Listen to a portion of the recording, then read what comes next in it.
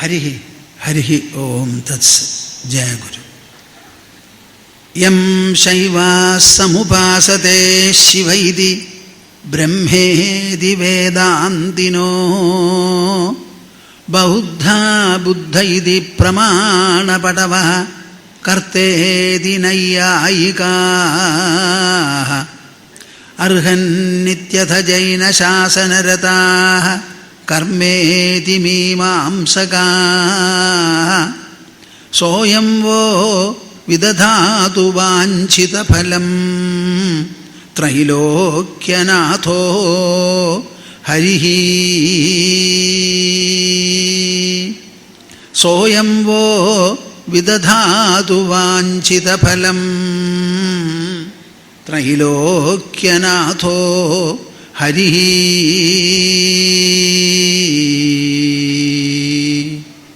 മദീയഹൃദയാകാശേ സദാനന്ദമയോ ഗുരുഃ ഉദേതു സതതം സമ്യക് അജ്ഞാനതിമിരാരുണഃ.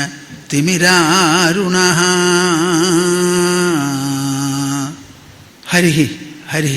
നമുക്ക് എല്ലാവർക്കും കൂടി ഒരു 3 തവണ ഓങ്കാരം ജപിക്കണ്ടേ? ഹരിഃ ഹരിഃ.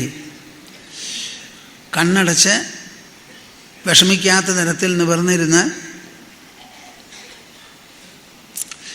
വായും മനസ്സും തുറന്ന് എൻ്റെ കൂടെ ജപിക്കൂ.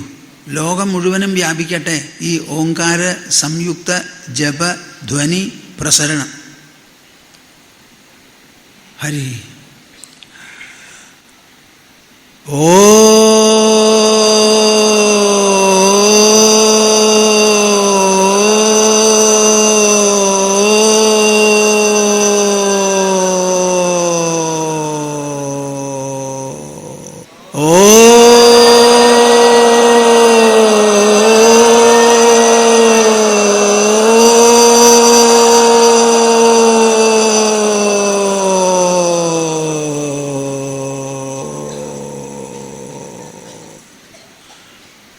ഒന്നും കൂടിയും ഇതാ. ഓ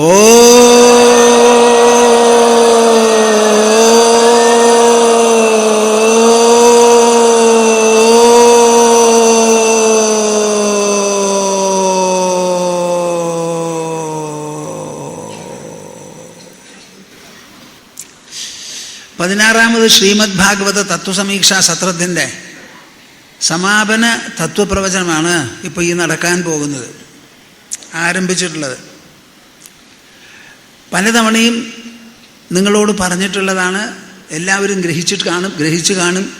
എന്നാലും അധികം ആവില്ലല്ലോ, നെയ്യേറിയിട്ട് അപ്പം കേടുവരില്ല എന്ന് പറയും. അതുപോലെ ഈ ശ്രീമദ് ഭാഗവതത്തിൽ 12 സ്കന്ധങ്ങളുള്ളതിൽ ഏറ്റവും പ്രധാനമായത് 11ാമത്തെ സ്കന്ധമാണ്, മുക്തിസ്കന്ധം. ഇപ്പോൾ പലയിടങ്ങളിലും ഈ മുക്തിസ്കന്ധം മാത്രമായി സപ്താഹം നടത്താറുണ്ടെന്നാണ് പറഞ്ഞു കേട്ടത്. ശ്രീകൃഷ്ണൻ സ്വയം ഉദ്ധവനോട് ഒരാളും അടുത്തില്ല. ദ്വാരകയിൽ വിശ്രമിക്കുന്ന സമയത്താണ് ഉദ്ധവൻ വന്ന് ആവശ്യപ്പെട്ടത്. അതനുസരിച്ച് ഉദ്ധവനോട് മാത്രമായി സംസാരിക്കുകയാണ് ഈ ഉദ്ധവഗീത. 24 അധ്യായമുള്ളത്. പടക്കളത്ത് വെച്ച് സംസാരിച്ചപ്പോൾ കൂടെ 4 കുതിരകളുണ്ട്. അവർ കേട്ടുകൊണ്ടിരുന്നു, സംസാരിക്കാൻ അറിയില്ലെങ്കിലും. മാത്രമല്ല സഞ്ജയനുമുണ്ട് അവിടെ. പടക്കളത്തിൽ നടക്കുന്ന വിഷയങ്ങളെല്ലാം നേരിട്ട് കണ്ടറിഞ്ഞ് മനസ്സിലാക്കി ധൃതരാഷ്ട്രന് പറഞ്ഞു കൊടുക്കണം. അതാണ് ആവശ്യം. അങ്ങനെ ധൃതരാഷ്ട്രൻ ചോദിച്ചതിന് ഉത്തരമായി പറഞ്ഞു കൊടുക്കുന്നതാണ് ഈ ഭഗവത്ഗീത നാം കാണുന്നത് മഹാഭാരതം എന്ന് പറയുന്ന ഇതിഹാസത്തിൽ. അവിടെ കുതിരകളും സഞ്ജയനും ഉണ്ടായിരുന്നു കൂടെ. ഇവിടെ ആരുമില്ല. ദ്വാരകര് ശ്രീകൃഷ്ണനുണ്ട്, മുൻപിലെ ഉദ്ധവനുമുണ്ട്. അപ്പം നിങ്ങൾക്ക് മനസ്സിലാക്കാം ആ സംവാദത്തിൻ്റെ ഏകാഗ്രതയും കേന്ദ്രീകരണവും എത്രയുണ്ടെന്ന്. അതാണ് ഈ 11ാമത്തെ സ്കന്ധത്തിൽ പ്രതിപാദിക്കുന്നത്. കൃഷ്ണൻ പറഞ്ഞു കൊടുത്തത് മുഴുവനും മോക്ഷകാര്യങ്ങളാണ്. മോക്ഷം എന്ന് പറയുമ്പോൾ നിങ്ങൾ പലരും ധരിക്കും, ഇപ്പോഴും കൂടി ചിലരൊക്കെ വന്ന് നമസ്കരിക്കുമ്പോൾ പറയാറുണ്ട്. ഇന്നാളും കൂടി ഒരാൾ പറഞ്ഞു, സ്വാമിജി ഇനി എനിക്ക് ജന്മം വേണ്ടേ, ഇത് മതി, ഇനി ഒന്നും ഉണ്ടാവരുത് എന്ന്. മോക്ഷം എന്ന് പറയുന്നത് അതല്ല.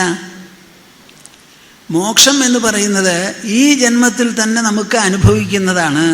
എന്തിൽ നിന്ന് മോക്ഷം? മനസ്സിൻ്റെയും ബുദ്ധിയുടെയും വികലതകളിൽ നിന്നുള്ള മോക്ഷം.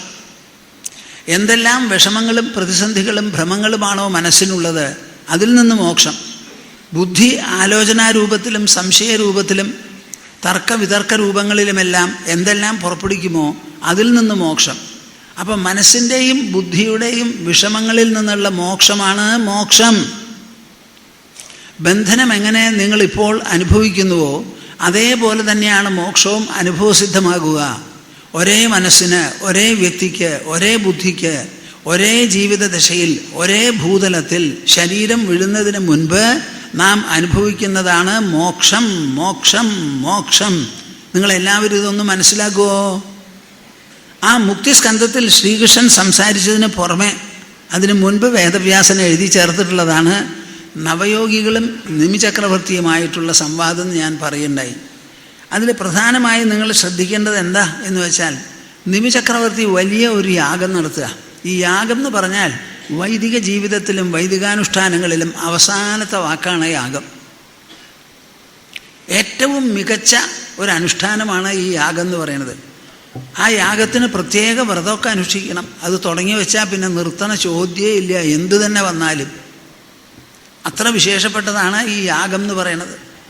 വളരെയധികം തയ്യാറെടുപ്പ് വേണം. അശ്വമേധയാഗം നടത്തണമെങ്കിൽ ഒന്നിച്ചില്ലാനം കൊല്ലം ചക്രവർത്തിമാരും മഹാരാജാക്കന്മാരും പരിശ്രമിച്ചാലേ ഒരു അശ്വമേധയാഗം നടത്താൻ പറ്റുള്ളൂ.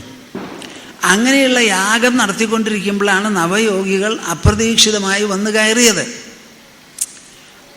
ചക്രവർത്തിക്ക് കാര്യം മനസ്സിലായി മഹാരാജാവിന്. ഉടനെ എന്തു ചെയ്തു? യാഗം അവിടെ നിർത്തിവെച്ച് അവരെ സ്വാഗതം ചെയ്തിരുത്തി സത്കരിച്ചതിന് ശേഷം ആണ് ചോദിച്ചത്, ഭാഗവത ധർമ്മങ്ങൾ എന്തോ അതെനിക്ക് പറഞ്ഞ് മനസ്സിലാക്കി തരൂ. അവിടെ ചെയ്തുകൊണ്ടിരുന്നത് യാഗാനുഷ്ഠാനമാണ്, പക്ഷെ ചോദിച്ചത് ഭാഗവത ധർമ്മങ്ങളാണ്. ഈ വൈരുദ്ധ്യം അല്ലെങ്കിൽ ഈ വ്യത്യസ്തത നിങ്ങൾ നല്ലപോലെ മനസ്സിലാക്കണം. യാഗാവസരത്തിൽ ഭാഗവത ധർമ്മം ചോദിച്ച് മനസ്സിലാക്കേണ്ട ആവശ്യമുണ്ട്. യാഗമാണ് സർവസ്വം, എല്ലാറ്റിലും മികച്ചതെങ്കിൽ ആ യാഗത്തിനെ പറ്റി ചോദിച്ചാൽ മതിയായിരുന്നില്ലേ? യാഗവും അനുഷ്ഠാനവും കർമ്മവും ഇതൊന്നും ഒരു പ്രശ്നമല്ല. ദൂരേണ ഹ്യവരം കർമ്മ ബുദ്ധിയോഗാ ധനഞ്ജയ ബുദ്ധൗ ശരണമന്വിച്ഛ കൃപണാഹ ഫലഹേതവഃ. ഭഗവത്ഗീതയിൽ കൃഷ്ണൻ പറഞ്ഞതാ, ദൂരേണ ഹ്യവരം കർമ്മ ബുദ്ധിയോഗാ ധനഞ്ജയ. അല്ലേ ധനഞ്ജയ, ഞാൻ ഈ പറഞ്ഞു തരുന്ന ബുദ്ധിയോഗമുണ്ടല്ലോ, ജ്ഞാനരൂപത്തിൽ, അറിവ് രൂപത്തിൽ, ഉണർവ് രൂപത്തിൽ, വീക്ഷണ രൂപത്തിൽ, ദൃഷ്ടിരൂപത്തിൽ, ദർശന രൂപത്തിൽ മനസ്സിനും ബുദ്ധിക്കും നേടേണ്ടതായ ഒരു നേട്ടമാണ് ഈ അറിവ്. ആ അറിവ് രൂപത്തിൽ ഞാൻ വിജ്ഞാപകം, ആ വിജ്ഞാന രൂപത്തിൽ പറഞ്ഞു തരുന്നുണ്ടല്ലോ, ആ ബുദ്ധിയോഗത്തെക്കാളൊക്കെ വളരെ ദൂരെ കിടക്കണു എന്ത് കർമ്മനിഷ്ഠയും. ആ കർമ്മനിഷ്ഠയിൽ വൈദിക നിഷ്ഠയായാലും യാഗമായാലും യജ്ഞമായാലും എല്ലാം വളരെ ദൂരെയാണ്. ഈ ബുദ്ധിയോഗത്തിൽ അർജുന ശരണം പ്രാപിക്കൂ. പിശുക്കന്മാരും അറിവില്ലാത്തവരും ഭ്രമിതചിത്തരുമാണ് ഈ ബാക്കിയുള്ള കാര്യങ്ങളിൽ ശ്രദ്ധിക്കുക എന്ന് പറയുണ്ടായി. അത്ര വിശേഷമാണ് ഈ ഭാഗവതധർമ്മം. ഭാഗവതധർമ്മം എന്താണെന്ന് പറഞ്ഞു തരൂ എന്നാണ് പറയണേ. എന്ന് വെച്ചാൽ എന്താ അർത്ഥം? ഭാഗവതധർമ്മങ്ങൾ അങ്ങനെ അനുഷ്ഠിക്കുകയല്ല, അത് എന്താണെന്ന് മനസ്സിലാക്കുക. മനസ്സിലാകുന്നതോടുകൂടി നമുക്ക് മോക്ഷം കൈവരും. പരീക്ഷത്തിന് എങ്ങനെയാണോ ശുകമഹർഷി പറഞ്ഞത് കേട്ട് കാര്യം നടക്കും. ഒരനുഷ്ഠാനവും പരീക്ഷത്തിന് ചെയ്യാൻ പറ്റിയില്ല, സമയവും ഉണ്ടായിരുന്നില്ല. പട്ടിണി കിടക്കുകയാണ്, ഭക്ഷണം കഴിക്കില്ല, വെള്ളം കുടിക്കില്ല, മലമൂത്ര വിസർജനങ്ങളില്ല. ആ പരീക്ഷത്തെ എവിടെ പോകുന്ന പറയണേ? അദ്ദേഹത്തിനോട് എന്തെങ്കിലും യോഗാഭ്യാസം നടത്താൻ പറഞ്ഞാൽ അതിന് സാധിക്കുമോ? ശരീരത്തിന് ശക്തി ഉണ്ടാവുമോ? ഉണ്ടാവില്ല. പറഞ്ഞത് കേൾക്കാൻ മാത്രമേ സാധിക്കുള്ളൂ, വേറെ ഒന്നും സാധിക്കില്ല. അപ്പം ഇങ്ങനെ പലതിനെയും കുറിച്ച് ശ്രീമദ് ഭാഗവതം പറയണത് കേൾക്കുമ്പോഴാണ് നമുക്ക് പരിണാമവും പരിണതഫലങ്ങളും ഉണ്ടാവുന്നത്. ശാസ്ത്രങ്ങൾ ഇങ്ങനെ കേൾക്കുക. ഈ ഭാഗവതം എന്തു പറയണോ അത് കേട്ട് ഗ്രഹിക്കുക, മനസ്സിലാക്കുക, ഉൾക്കൊള്ളുക, അതായിത്തീരുക, അത് സ്മരിക്കുക, അതിനെ മനസ്സുകൊണ്ടും ബുദ്ധി കൊണ്ടും അനുധാവനം ചെയ്യുക. അവസാനം സത്യം പരം ധീമഹി, ഇതാണ് നമുക്ക് ആവശ്യം. ആ ഭാഗവത ധർമ്മങ്ങളെപ്പറ്റി പറയുമ്പോഴാണ് ഓരോരുത്തർ ഓരോന്ന് പറയണത്. അതിൽ കവി പറയാണ് ആദ്യം, മന്യേ അകുതശ്ചിത് ഭയമച്യുതസ്യ പാദാംബുജോപാസനമത്ര നിത്യം ഉദ്വിഗ്നബുദ്ധേഃ അസദാത്മഭാവാത് വിശ്വാത്മനാ യത്ര നിവർത്തതേ ഭീഃ. ഈ ഭാഗവതം ഒരു ശാസ്ത്രമാണ് കൂട്ടരെ. അത് വായിച്ച് അതിലുള്ള പ്രസ്താവനകളും പ്രതിപാദനങ്ങളും സംവാദങ്ങളും ആവിഷ്കരണങ്ങളും എല്ലാം തന്നെ വായിച്ച് വായിച്ച് നുണഞ്ഞ് ആലോചിച്ച് ഗ്രഹിച്ച് ഉൾക്കൊണ്ട് അതായിത്തീരുക, ഇതാണ് ആവശ്യം. ഇതിൽ ബാഹ്യമായ ഒരു പ്രകടനവുമില്ല. ഇത് കേൾക്കുന്നതും ഗ്രഹിക്കുന്നതും നമ്മുടെ മസ്തിഷ്കവും ഹൃദയവുമാണ്. അത് ഗ്രഹിക്കുന്നത് വഴി നമുക്ക് മാറ്റം വരിക.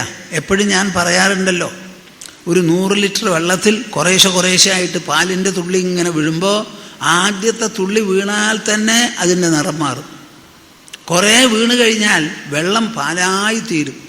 അതുപോലെ ഈ ശ്രീമദ് ഭാഗവതം പ്രതിപാദിക്കുന്ന കാര്യങ്ങളും സംഗതികളും എല്ലാം തന്നെ കേട്ട് ഗ്രഹിക്കുമ്പോൾ ആ ഗ്രഹിക്കുന്ന മനസ്സ് അതിൻ്റെ സ്വഭാവമെല്ലാം മാറും. എന്താ ഈ സ്വഭാവം മാറല്? തമോ ഗുണത്തിൻ്റെയും രജോ ഗുണത്തിൻ്റെയും സ്വാധീനം കുറേശ്ശെയായി പോയി സത്വഗുണത്തിൻ്റെ സ്വാധീനം കൂടി വരും. ഒരു കുടത്തിൽ നിറച്ച് കാറ്റാണ്. ആ കാറ്റ് കളയാൻ നിങ്ങൾ വീശിയത് കൊണ്ടോ കുലുക്കിയത് കൊണ്ടോ പോവില്ല. അതിൽ വെള്ളം അങ്ങോട്ട് ഒഴിക്കൂ. എത്ര വെള്ളം ഒഴിച്ചോ അത്ര കാറ്റങ്ങോട്ട് പോയി. കുറേ കഴിഞ്ഞാൽ ആ കുടം നിറഞ്ഞു കഴിഞ്ഞാലോ വഴിഞ്ഞു ഒഴുകും. അതേമാതിരി നമ്മുടെ മനസ്സിലും ഈ ആശയങ്ങൾ നിറഞ്ഞ് ആ നിറഞ്ഞതിന് ശേഷം വഴിഞ്ഞു ഒഴുകുന്നതാണ് വാസ്തവത്തിൽ ഈ തത്വപ്രവചനം. എന്താ ഈ തത്വപ്രവചനം വേണ്ടതുപോലെ നടത്താൻ നമുക്ക് സാധിക്കാതെ വരുന്നത് എന്ന് പറഞ്ഞാൽ, ഉള്ളു നിറഞ്ഞിട്ട് വേണം ഒഴുകാൻ. ഉള്ളങ്ങോട്ട് നിറയട്ടെ. എന്താ ഈ നിറയാനുള്ളത്?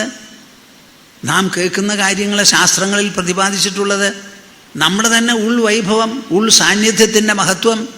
ശരീരം എങ്ങനെ പരിമിതമോ അതേമാതിരി ആ പരിമിതമാണ് ശരീരത്തിൻ്റെ ഉള്ളിലുള്ള ആത്മസാന്നിധ്യം എന്ന അനുഭവത്തിൽ നമുക്ക് ഏശിത്തുടങ്ങണം. ഇതാണ് നമുക്ക് ആവശ്യം. ആ അനുഭവം അങ്ങോട്ട് വരുമ്പോൾ പിന്നെ പറയാനൊന്നും ഒരു വിഷമവും ഉണ്ടാവില്ല. ഒരു ദിക്കിലേക്കും നോക്കണ്ട, കടം മേടിക്കും വേണ്ട. അങ്ങനെ പറച്ചിലങ്ങനെ വന്നു തുടങ്ങും. ശുഗമഹർഷി 16-ാമത്തെ വയസ്സിലാണ് പരീക്ഷത്തിൻ്റെ മുൻപിലിരുന്ന ശ്രീമദ് ഭാഗവതം അച്ഛൻ പറഞ്ഞു കേട്ടത് പറയാൻ തുടങ്ങിയത്. എത്ര ഭംഗിയായിട്ട് ആ കുട്ടി പറഞ്ഞു, ആലോചിച്ച് നോക്കൂ. മന്യേ അകുതശ്ചിത് ഭയമച്യുതസ്യ പാദാംബുജോപാസനമത്ര നിത്യം ഉദ്വിഗ്നബുദ്ധേരസദാത്മഭാവാത് വിശ്വാത്മനാ യത്ര നിവർത്തതേ ഭീഃ. കേൾക്കൂ. മന്യേ, ഞാൻ മനസ്സിലാക്കുന്നു, പരിഗണിക്കുന്നു. ഇതാണ് ഞാൻ മനസ്സിലാക്കിയിട്ടുള്ളത്. അകുതശ്ചിത് ഭയമച്യുതസ്യ പാദാംബുജോപാസനം. അച്യുതസ്യ, ച്യുതിയില്ലാത്തവൻ. Whatever or whoever is infallible, unfailing, undecaying, unshakable, ഒരു വിധത്തിലുള്ള കുലുക്കമോ തളർച്ചയോ വീഴ്ചയോ താഴ്ചയോ പതനമോ ഒന്നുമില്ലാത്ത, എല്ലാ സമയത്തും അജയ്യമായി പരിലസിക്കുന്നതേതോ അതാണ് അച്യുതം. ആ ആളെയാണ് അച്യുതൻ എന്ന് പറയുന്നത്. ആ അച്യുതൻ്റെ അകുതശ്ചിത് ഭയം പാദാംബുജോപാസനമത്ര നിത്യം. ആ അച്യുതൻ്റെ പാദാംബുജോപാസനം, പാദകമലങ്ങളെ ഉപാസിക്കുക, അതാണ് അകുതശ്ചിത് ഭയം. ഒരു സ്ഥലത്ത് നിന്നും ഭയമില്ലാതെ നിർഭയമായി കഴിഞ്ഞുകൂടാനുള്ള വഴി അച്യുതൻ്റെ പാദപത്മങ്ങളെ ഉപാസിക്കുക. അതാണ് നമുക്ക് ആവശ്യം. നിത്യം എന്ന് പറഞ്ഞാൽ നിരന്തരം എന്നർത്ഥം. കാലത്ത് അരമണിക്കൂറോ 10 മിനിറ്റോ ആ മാതിരിയുള്ള പൂജയല്ല, സത്കാരങ്ങളല്ല. നിരന്തരം നമ്മുടെ മനസ്സിലും ബുദ്ധിയിലും സ്ഥാനം പിടിക്കണം. ആര്? അച്യുതൻ. ചെറുപ്പകാലത്ത് ഞാൻ നിങ്ങളോട് മുമ്പ് പറഞ്ഞിട്ടുണ്ടോ, ഒന്നും കൂടി പറയാം, നല്ലതാണല്ലോ, എന്താ വിരോധം? ഞങ്ങളൊക്കെ ചെറുപ്പകാലം മുതൽ തന്നെ നാമം ജപിക്കാൻ പഠിപ്പിച്ചിട്ടുള്ളവരും നാമം ജപിച്ച് പഠിച്ചിട്ടുള്ളവരാണ്. അപ്പോൾ ചെറുപ്പകാലം മുതൽക്ക് 3 നാമം ജപിക്കും. അമ്മ പറഞ്ഞിട്ടുണ്ട്. ഒന്ന് നമഃശിവായ, അതൊരു പഞ്ചാക്ഷര മന്ത്രമാണ്. രണ്ടാമത്തതോ അച്യുതാനന്ദ ഗോവിന്ദ, അച്യുതാനന്ദ ഗോവിന്ദ, അച്യുത അനന്ത ഗോവിന്ദ. 3 നാമങ്ങൾ, വിശേഷണങ്ങൾ കൂട്ടിച്ചേർത്തതാ. മൂന്നാമത്തത് ഹരേ രാമ രാമ രാമ ഹരേ ഹരേ, ഹരേ കൃഷ്ണ കൃഷ്ണ കൃഷ്ണ ഹരേ ഹരേ. ഈ അച്യുത ശബ്ദത്തിന് വലിയ അർത്ഥമാണ്. ഭഗവാൻ മാത്രമേ അച്യുതനായിട്ടുള്ളൂ, ബാക്കിയൊക്കെ ച്യുതിയുള്ളതാ. ഇപ്പം നമ്മുടെ രാജ്യത്തിനുള്ള തടസ്സം എന്താ, അല്ലെങ്കിൽ വിഷമം എന്താ? വൈഡ് സ്പ്രെഡ് കറപ്ഷൻ, ച്യുതി, മൂല്യച്യുതി. എവിടെ നോക്കിയാലും സാധാരണ നിലയ്ക്ക് കിട്ടുന്ന വരുമാനം കൊണ്ട് ആർക്കും തൃപ്തിയില്ല. വളഞ്ഞതും പിരിഞ്ഞതുമായ വരുമാനമൊക്കെ വേണം. അപ്പം മൂല്യച്യുതി ധാരാളമുള്ള സമയമാണിപ്പോൾ. ആ മൂല്യച്യുതി, അതിനൊക്കെ പരിഹാരം അച്യുതോപാസനയാണ് എന്ന്. ഉദ്വിഗ്ന ബുദ്ധേരസദാത്മഭാവാത്. നമ്മുടെ മനസ്സിന് എന്താണ് വിഷമം? ഉദ്വിഗ്ന ബുദ്ധേഹേ, മനസ്സിന് പല വിധത്തിലുള്ള ഉദ്വേഗങ്ങളുണ്ട്. എന്താ അതിന് കാരണം? അസദാത്മഭാവാത്. ഒന്ന് പറയൂ കേൾക്കട്ടെ. ഞാൻ പറയൂ എന്ന് പറയുമ്പോൾ എല്ലാവരും പറയണം കേട്ടോ. അസദാത്മഭാവാത്. ഒന്ന് കേൾപ്പിക്കൂ. അപ്പം എനിക്ക് ചെവി കേൾക്കില്ല, ഉറക്കെ പറഞ്ഞാലേ കേൾക്കുള്ളൂ. അസദാത്മഭാവാത്. അസത്തായിരിക്കുന്ന സാധനങ്ങളെയാണ് നമ്മൾ പിടിച്ചു പൊത്തിയിരിക്കുന്നത്. നമ്മുടെ ദേഹം അസത്താണ്, നമ്മുടെ വീട് അസത്താണ്. നിങ്ങൾ ചീത്ത പറയാൻ ഉപയോഗിക്കുന്ന അസത്തല്ല കേട്ടോ, അവൾ അസത്താണ്, അതല്ല. സത്ത് എന്ന് പറഞ്ഞാൽ എല്ലാ കാലത്തും ഒരുപോലെ നിലനിൽക്കുന്നത്. അസത്ത് എന്ന് പറഞ്ഞാൽ പരിണമിക്കുന്നത്, പരിവർത്തനമുള്ളത്. അപ്പം എന്തെങ്കിലും തരത്തിലുള്ള മാറ്റമില്ലാതെ ഒരേപോലെ ഭൂതകാലത്തിലും വർത്തമാനത്തിലും ഭാവിയിലും നിലനിൽക്കണം. അതാണ് സത്ത്. ഈ ലോകത്തിലൊന്നും അങ്ങനെയില്ല. ഭൂമി അടക്കം പഞ്ചഭൂതങ്ങളടക്കം എല്ലാം അസത് ലക്ഷണത്തോടു കൂടിയതാണ്. അങ്ങനെ അസദാത്മഭാവാത്. ഈ അസത്തായിട്ടുള്ള കാര്യങ്ങൾ, ശരീരവും അത് തന്നെ. അതിൽ ഞാൻ എന്നുള്ള ബുദ്ധിയുണ്ട്, അത് എൻ്റെ എന്നുള്ളൊരു തോന്നലുണ്ട്. അതുകൊണ്ട് മനസ്സിന് വളരെയധികം ഉദ്വേഗം സംഭവിച്ചിരിക്കുകയാണ്. അത് മാറണം, ഭയമില്ലാതെ ആവണം എന്നുണ്ടെങ്കിലോ വിശ്വാത്മനാ യത്ര നിവർത്തതേഭീ. വിശ്വാത്മന, അസദാത്മത്വം എന്നുള്ള നിലയ്ക്ക് വിശ്വാത്മത്വം നമ്മുടെ മനസ്സിൽ ഉദിച്ച് വളർന്ന് വികസിച്ച് പ്രബലമായി തീരണം. വിശ്വം മുഴുവൻ വ്യാപിച്ചിരിക്കുന്നതാണ് എൻ്റെ ഉൾസാന്നിധ്യം.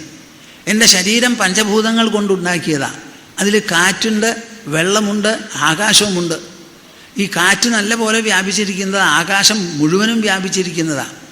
അങ്ങനെ വായുവും ആകാശവും ഉള്ളടങ്ങുന്ന ശരീരമുണ്ടല്ലോ, ആ ശരീരത്തിൽ എല്ലാ ദിക്കിലും നിറഞ്ഞിരിക്കുന്ന ആത്മാ അതേ കാരണത്താൽ പഞ്ചഭൂതങ്ങളിലെല്ലാം നിറഞ്ഞിരിക്കുന്നു എന്ന് വിചാരിച്ച് ആ വിശ്വാത്മഭാവം വരണം. അപ്പോഴേ നമ്മുടെ മനസ്സിൽ നിന്ന് ഭയം പോവുള്ളൂ. ഞാനൊന്ന്, വേറെ ഒന്ന്, 2, 3, 4 എന്നിങ്ങനെ വിചാരമുള്ളിടത്തോളം കാലം ഒന്നിന് വേറെ ഒന്നിൽ നിന്ന് ഭയമുണ്ടാവും. 2 ഉള്ളപ്പോഴാണ് ഭയം, 2 ഉള്ളപ്പോഴാണ് ആശ, മത്സരം, അസൂയ, കാമം, ക്രോധമൊക്കെ. 1 എന്ന് പറഞ്ഞാൽ പിന്നെ കാമിക്കാൻ എന്തുണ്ട്, ക്രോധിക്കാൻ എന്തുണ്ട്, മത്സരിക്കാൻ എന്തുണ്ട്? അപ്പോൾ വിശ്വാത്മഭാവം നമ്മുടെ മനസ്സിൽ വരണം. അസദാത്മബുദ്ധി പോയി. അങ്ങനെ വന്ന് അതിനെന്താണ് വഴി? അച്യുതൻ്റെ പാദകമല സേവയാണ് വേണ്ടത്. ഉപാസിക്കുന്നത് എങ്ങനെയാ? എപ്പോഴും ഈ പാദകമലം കൊണ്ടൊരു ബിംബമായിട്ട് കൊണ്ടു നടന്ന് പൂജ ചെയ്യാനൊന്നും നമുക്ക് പറ്റില്ല. ആ പാദകമലത്തെ മനസ്സിൽ എപ്പോഴും സ്മരിക്കുക, ഓർമ്മ വയ്ക്കുക. ചെറുപ്പകാലം മുതൽക്ക് അച്യുതാനന്ദ ഗോവിന്ദ എന്ന് പറയാൻ പഠിപ്പിച്ചു എന്ന് പറയണില്ലേ? അതേമാതിരി നിങ്ങൾ കുട്ടികളെയൊക്കെ പറഞ്ഞ് പഠിപ്പിച്ച് ആ അച്യുതസ്മരണ, ആനന്ദസ്മരണ, അനന്തസ്മരണ എപ്പോഴും നമ്മുടെ മനസ്സിലുണ്ടാവട്ടെ. മന്യേ അകുതശ്ചിത് ഭയമച്യുതസ്യ പാദാംബുജോപാസനമത്ര നിത്യം ഉദ്വിഗ്നബുദ്ധേരസദാത്മഭാവാത് വിശ്വാത്മന എത്ര നിവർത്തതേഭീ. ദേഹമാണ് ഞാൻ എന്നുള്ള പരിമിത ബോധം, ആ ദേഹാത്മത്വം പോയി വിശ്വാത്മഭാവം നമ്മുടെ മനസ്സിൽ വന്നു എന്നിരിക്കട്ടെ. ഭയം തന്നെത്താനെ മടങ്ങിപ്പോക്കോളും. പമ്പ കിടക്കും. അഡ്രസ്സ് അറിയില്ല ഭയത്തിൻ്റെ.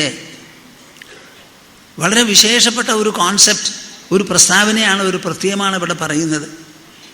സാധാരണ നിലയ്ക്ക് അതിന് എന്തു വേണം? ഈ നിരന്തര പൂജ, നിത്യമായ ഉപാസന എന്ന് പറയുമ്പോൾ എങ്ങനെയാണ് ഈ നിത്യോപാസന? എപ്പോൾ നോക്കിയാലും ബിംബം കൊണ്ട് നടക്കാൻ പറ്റുമോ? പൂ കയ്യിൽ വയ്ക്കാൻ പറ്റുമോ? നമുക്ക് ജോലി ചെയ്യണ്ടേ? കാലത്ത് എണീറ്റാൽ വൈകുന്നേരം കിടന്ന് ഉറങ്ങുന്നത് വരെ ഒന്നിലോ ഗൃഹവൃത്തി, അല്ലെങ്കിൽ ഔദ്യോഗിക വൃത്തി, ഇല്ലെങ്കിൽ സമൂഹ സംബന്ധമായിട്ടുള്ള സാമൂഹ്യ വൃത്തി. അവനവൻ്റെ ദേഹത്തിന് കുളിക്കുക, ഊണ് കഴിക്കുക, ഭക്ഷണം കഴിക്കുക, മലമൂത്ര വിസർജനം, ഇങ്ങനെ പല പ്രവൃത്തികളും നമുക്ക് ചെയ്യാനുണ്ട്. കാലത്തെണീറ്റ് വൈകുന്നേരം ഉറങ്ങുന്നത് വരെ ഈശ്വരനെ ഉപാസിക്കുക എന്ന് പറഞ്ഞാൽ ഈശ്വരൻ്റെ മുൻപിൽ പൂജയും പുഷ്പങ്ങളും മന്ത്രങ്ങളും തന്ത്രങ്ങളുമായി കൂടുക എന്നാണോ അർത്ഥം? അപ്പം നമുക്ക് ജനിച്ച കുട്ടികളെ ആര് നോക്കും? നമ്മുടെ കുടുംബം ആര് പരിപാലിക്കും? നമുക്ക് വേണ്ട വരുമാനം എവിടുന്ന് കിട്ടും? ശ്രീമദ് ഭാഗവതം അങ്ങനെയൊന്നും പറയുന്നില്ല. ശ്രീമദ് ഭാഗവതം അതിന് പറ്റിയ ഒരു ഔഷധം, ഒരു മരുന്ന്, ഒരു പ്രായോഗിക മാർഗം പറഞ്ഞു തന്നിട്ടുണ്ട്. നമ്മുടെ ഭാരതത്തിൽ എല്ലാ സ്ഥലത്തും മനുഷ്യർ പല പ്രകാരത്തിലും ഉച്ചരിക്കുന്ന ഒരു പ്രസ്താവനയാണത്. കായേന വാചാ മനസേന്ദ്രിയൈർവാ ബുദ്ധ്യാത്മനാവാ പ്രകൃതേസ്വ അനുസൃതസ്വഭാവാത് കരോതി യദ്യത് സകലം പരസ്മൈ നാരായണായേതി സമർപ്പയേത്തത്. ഇതാണ് അതിനുള്ള വഴി. ഇതാണ് അതിനുള്ള വഴി. നിങ്ങൾ വിചാരിക്കണമായൊരു മാലയെടുത്ത് ഗുണുഗുണോ ഗുണുഗുണോ ഗുണുഗുണോ ഗുണുഗുണോ എന്ന് പറയലല്ല. അല്ല, നിരന്തരമായിരിക്കുന്ന ശ്രീഹരി മഹാവിഷ്ണു ഉപാസന വേണം എന്നുണ്ടെങ്കിൽ അതിന് നാം ചെയ്യുന്ന പ്രവൃത്തികളെ മുഴുവനും ഭഗവാനുള്ള ഒരു പൂജയാക്കി തീർക്കണം. എന്തെല്ലാം പ്രവൃത്തികൾ, എന്തെല്ലാം അവയവങ്ങൾ കൊണ്ട് നാം ചെയ്യുന്നുണ്ടോ, ബാഹ്യമായാലും സ്ഥൂലമായാലും സൂക്ഷ്മമായാലും ആന്തരമായാലും എല്ലാം തന്നെ ഭഗവാനുള്ള നിവേദ്യമാണ് എന്ന് പറഞ്ഞ് സമർപ്പിക്കുക. ആ സമർപ്പണത്തിലാണ് നിരന്തരത്വം. നിങ്ങൾ എന്ത് ചെയ്യുന്നു എന്നുള്ള ചോദ്യം അവിടെ ഇല്ല. സമർപ്പിക്കുന്നുവോ എന്നുള്ള ചോദ്യമേ ഉള്ളൂ. ഞാൻ കൈകൊണ്ട് എന്ത് ചെയ്താലും അത് ഈശ്വര സമർപ്പണമാണ്, ഈശ്വരനുള്ളതാണ്. കാലുകൊണ്ട് നടന്നാൽ അതും, വായ കൊണ്ട് സംസാരിച്ചാൽ അതും, ബുദ്ധി കൊണ്ട് ആലോചിച്ചാൽ അതും, ജന്മവാസന കൊണ്ടാണ് ഞാൻ എന്തെങ്കിലും ചെയ്യണമെന്നുണ്ടെങ്കിൽ അത്, അല്ല വല്ല വികടങ്ങളും ചെയ്യുകയാണെങ്കിലോ അതും, എല്ലാം തന്നെ ഈശ്വരനുള്ള സമർപ്പണമാണ് എന്നുള്ളൊരു ബോധ്യം, ഒരു ഓർമ്മ. ആ ഓർമ്മ പോകാതെ സൂക്ഷിക്കുക. എപ്പോഴെങ്കിലും പോയി എന്നുണ്ടെങ്കിൽ സ്വയം പരിശോധിച്ച് നോക്കുക. അതിനെന്തെങ്കിലും ശിക്ഷ വേണമെങ്കിൽ നൽകുക. എന്താ ശിക്ഷ? കുറേ കാലം മുമ്പ് ഞാനൊരാളെ കാണുകയുണ്ടായി ഡൽഹിയിൽ വെച്ച്. അപ്പോൾ എന്തോ എല്ലാവരും കൂടി വന്നു കാപ്പി കുടിക്കണ്ടേ ചോദിച്ചു. അപ്പോൾ അദ്ദേഹം പറയുക, ഞാൻ ഇന്ന് കാപ്പി കുടിക്കില്ല, ഭക്ഷണമേ കഴിക്കില്ല, കാലത്ത് മുതൽക്കൊന്നും കഴിച്ചിട്ടില്ല. എന്താ കാര്യം? എനിക്കൊരു വ്രതമുണ്ട്. എന്താ അത്? ദേഷ്യപ്പെട്ടാൽ ഞാൻ പട്ടിണി കിടക്കുന്നു. ഞാൻ ഇന്ന് ദേഷ്യപ്പെട്ട ദിവസം, അതുകൊണ്ട് ഭക്ഷണം കഴിക്കില്ല എന്ന് തീരുമാനിച്ചിരിക്കുകയാണ്. കേൾക്കുന്നുണ്ടോ നിങ്ങൾ? അദ്ദേഹം സ്വയം ശിക്ഷ നൽകുക. ശിക്ഷയല്ലാതെ ശിക്ഷണമാണ്. അതുപോലെ നിങ്ങൾ എന്തു വേണം? ഒരു ശിക്ഷണത്തിൽ കഴിയണം. എന്താണ് ആ ശിക്ഷണം? കായേന വാചാ മനസേന്ദ്രിയൈർവാ. കായം ശരീരം, ശരീരം കൊണ്ടോ മനസ്സുകൊണ്ടോ ഇന്ദ്രിയങ്ങൾ കൊണ്ടോ, കണ്ണ് മൂക്ക് ചെവി കൈ കാലൊക്കെ ഉണ്ടല്ലോ, എല്ലാം കൊണ്ടോ, ബുദ്ധി കൊണ്ടോ. അല്ല, നമ്മൾക്കൊരു പ്രകൃതി ജനിച്ചപ്പോൾ തന്നെയുണ്ട്, ജീവനിൽ കലർന്ന വാസനാബലം. ആത്മനാവ അനുസൃത സ്വഭാവാത്. എല്ലാവർക്കും ഓരോ സ്വഭാവമുണ്ടല്ലോ ജനിക്കുമ്പോൾ. നായ കുരയ്ക്കണു, മനുഷ്യൻ സംസാരിക്കണു, പക്ഷികൾ ചിലയ്ക്കണു, പുഴ ഒഴുകണു, തടാകം അവനെ നിശ്ചലമായി നിൽക്കുന്നു. എല്ലാറ്റിനും ഓരോ സ്വഭാവമുണ്ട്. അതേമാതിരി നമുക്കുമുണ്ട് ഒരു സ്വഭാവം. അച്ഛനമ്മമാരുടെ സ്വഭാവം മിക്കവാറും കുട്ടികൾക്ക് കിട്ടും. അങ്ങനെയാണ് കുലത്തൊഴിലുകൾ പലതും നിലനിന്ന് പോരുന്നത്. ഒരു കുലത്തിൻ്റെ തൊഴിലാണെന്ന് പറഞ്ഞാൽ അവർക്കത് കൊണ്ടു നടക്കാൻ വിഷമമുണ്ടാവില്ല. അച്ഛനമ്മമാർ ചെയ്യുന്നത് കണ്ടു പഠിച്ചിട്ടുള്ളവരാ. ആ രക്തമാണല്ലോ നമ്മുടെ മനസ്സിൽ. അനുസൃത സ്വഭാവാ കരോതി യദ്യത്. നിങ്ങൾ എന്ത് ചെയ്യണു എന്നുള്ള ചോദ്യമില്ല. എന്തെന്ത് വേണമെങ്കിൽ ചെയ്തോളൂ. കരോതി, നിങ്ങൾ ചെയ്യുന്നുണ്ടോ? ആ ചെയ്യുന്നത് മുഴുവൻ. നമുക്ക് ചെയ്യാനായിട്ട് ബാഹ്യമായി സ്ഥൂല ശരീരം, ശരീരാംഗങ്ങൾ, വായ സംസാരിക്കാൻ, മനസ്സ് ചിന്തിക്കാൻ, ബുദ്ധി ആലോചിക്കാൻ, അഹങ്കാരം ഗർവ് കൊള്ളാൻ. ഇങ്ങനെ ഏതവയവങ്ങൾ കൊണ്ട് ബാഹ്യമോ ആന്തരമോ സ്ഥൂലമോ സൂക്ഷ്മമോ ആയി നിങ്ങൾ എന്തെല്ലാം പ്രവർത്തിക്കുന്നുണ്ടോ ആ പ്രവൃത്തി മുഴുവനും നാരായണായേതി. ഈ ചെയ്യുന്നതൊന്നും എനിക്ക് വേണ്ടിയിട്ടല്ലേ. ഞാൻ ജനിച്ചത് തന്നെ എനിക്ക് അറിഞ്ഞുകൊണ്ടല്ല. ജനിച്ചതിന് ശേഷം 2 or 3 വയസ്സായപ്പോൾ അമ്മ പറഞ്ഞതാണ്, നീ എൻ്റെ കുട്ടിയാണ്, ഞാൻ മനുഷ്യനാണെന്ന് കുറേശ്ശെ ആയിട്ട് മനസ്സിലാക്കിയതാ. ബാക്കിയുള്ളവർ സംസാരിക്കുന്നത് കേട്ട് സംസാരിക്കാൻ പഠിച്ചു, ഊണ് കഴിക്കുന്നത് കണ്ട് ഊണ് കഴിക്കാൻ പഠിച്ചു, എല്ലാം കണ്ടുപഠിച്ചതാ. അപ്പം നമ്മുടെ സ്വഭാവത്തിന് വിധേയമായിട്ടാണ് നമ്മൾ വളരുന്നത്. അതെല്ലാം തന്നെ നാരായണനുള്ള സമർപ്പണമാണ്, ഉപഹാരമാണ്, നിവേദ്യമാണ് ഞാൻ നൽകുന്നതാ. പ്രത്യേകം തിരഞ്ഞെടുത്ത പൂക്കൾ കൊണ്ടുള്ള മന്ത്രതന്ത്രത്തോടു കൂടിയുള്ള പൂജയല്ല. ഞാൻ ചെയ്യുന്ന പ്രവൃത്തി മുഴുവനും നാരായണ പൂജയാണ്. ചെയ്യുന്നതിനെ എല്ലാറ്റിനെയും സമർപ്പിക്കുകയാണ്. ഈ ഒരു ശ്ലോകം അല്പം മാറ്റിയിട്ട് പറയാണ്, നാരായണായേതി സമർപ്പയാമി, ഞാൻ സമർപ്പിക്കുന്നു.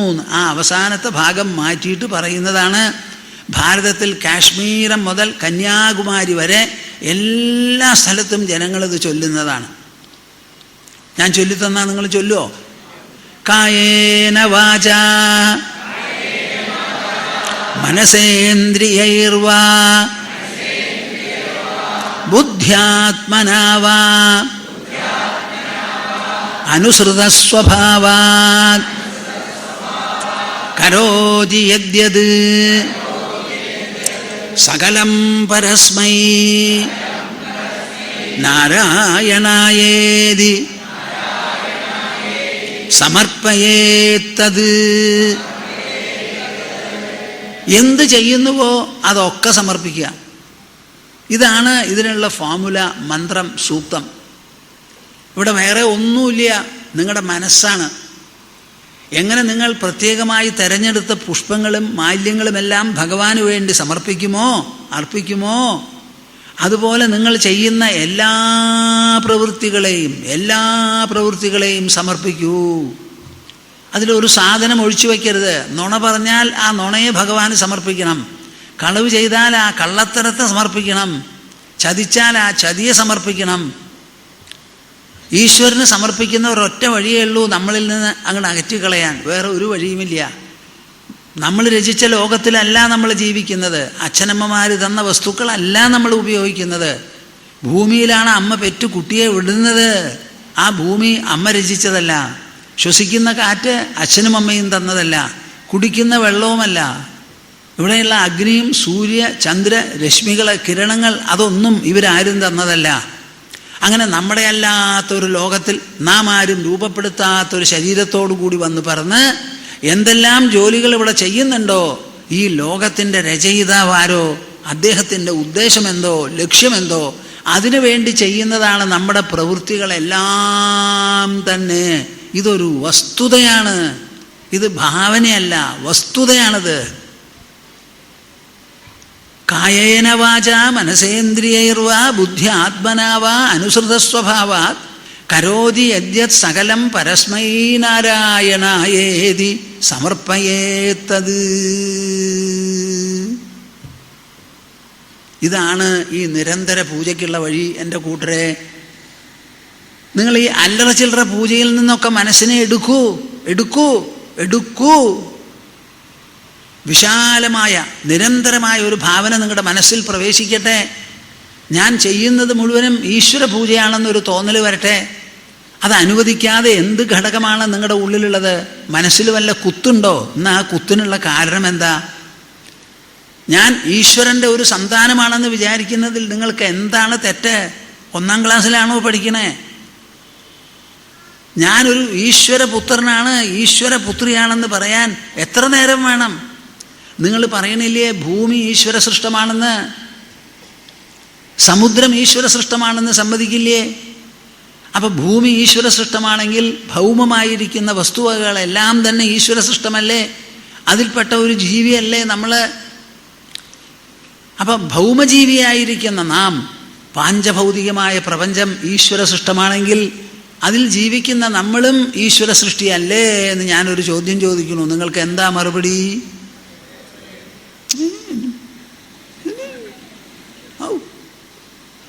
അവിടെ വന്നൊന്ന് പിടിക്കണം, എന്നിട്ട് എല്ലാവരെയും കേൾപ്പിക്കണം. അതേന്ന് പറയാൻ നിങ്ങളുടെ മനസ്സ് സമ്മതിക്കണില്ല.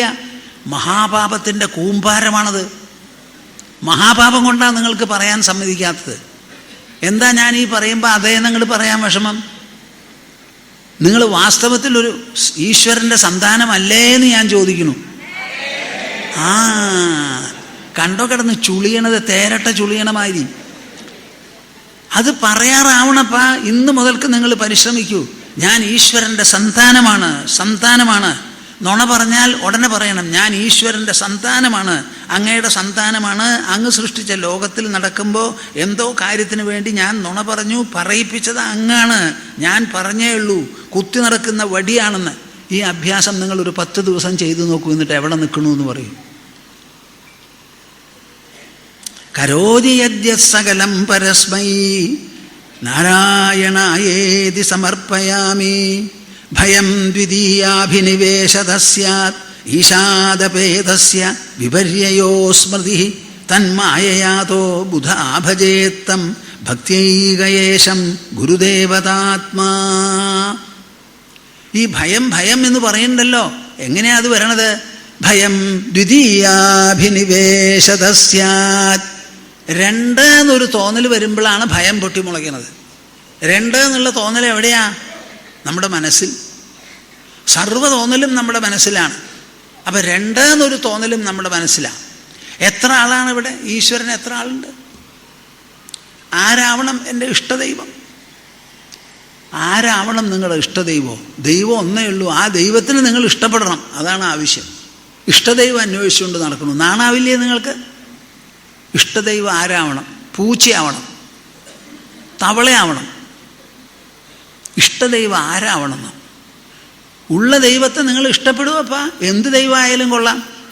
നമ്മൾ കല്ലിനെ ദൈവമായി കണ്ട് നടക്കുന്നവരല്ലേ? ആ കല്ലിനെ നമ്മൾ ഇഷ്ടപ്പെടുന്നില്ലേ?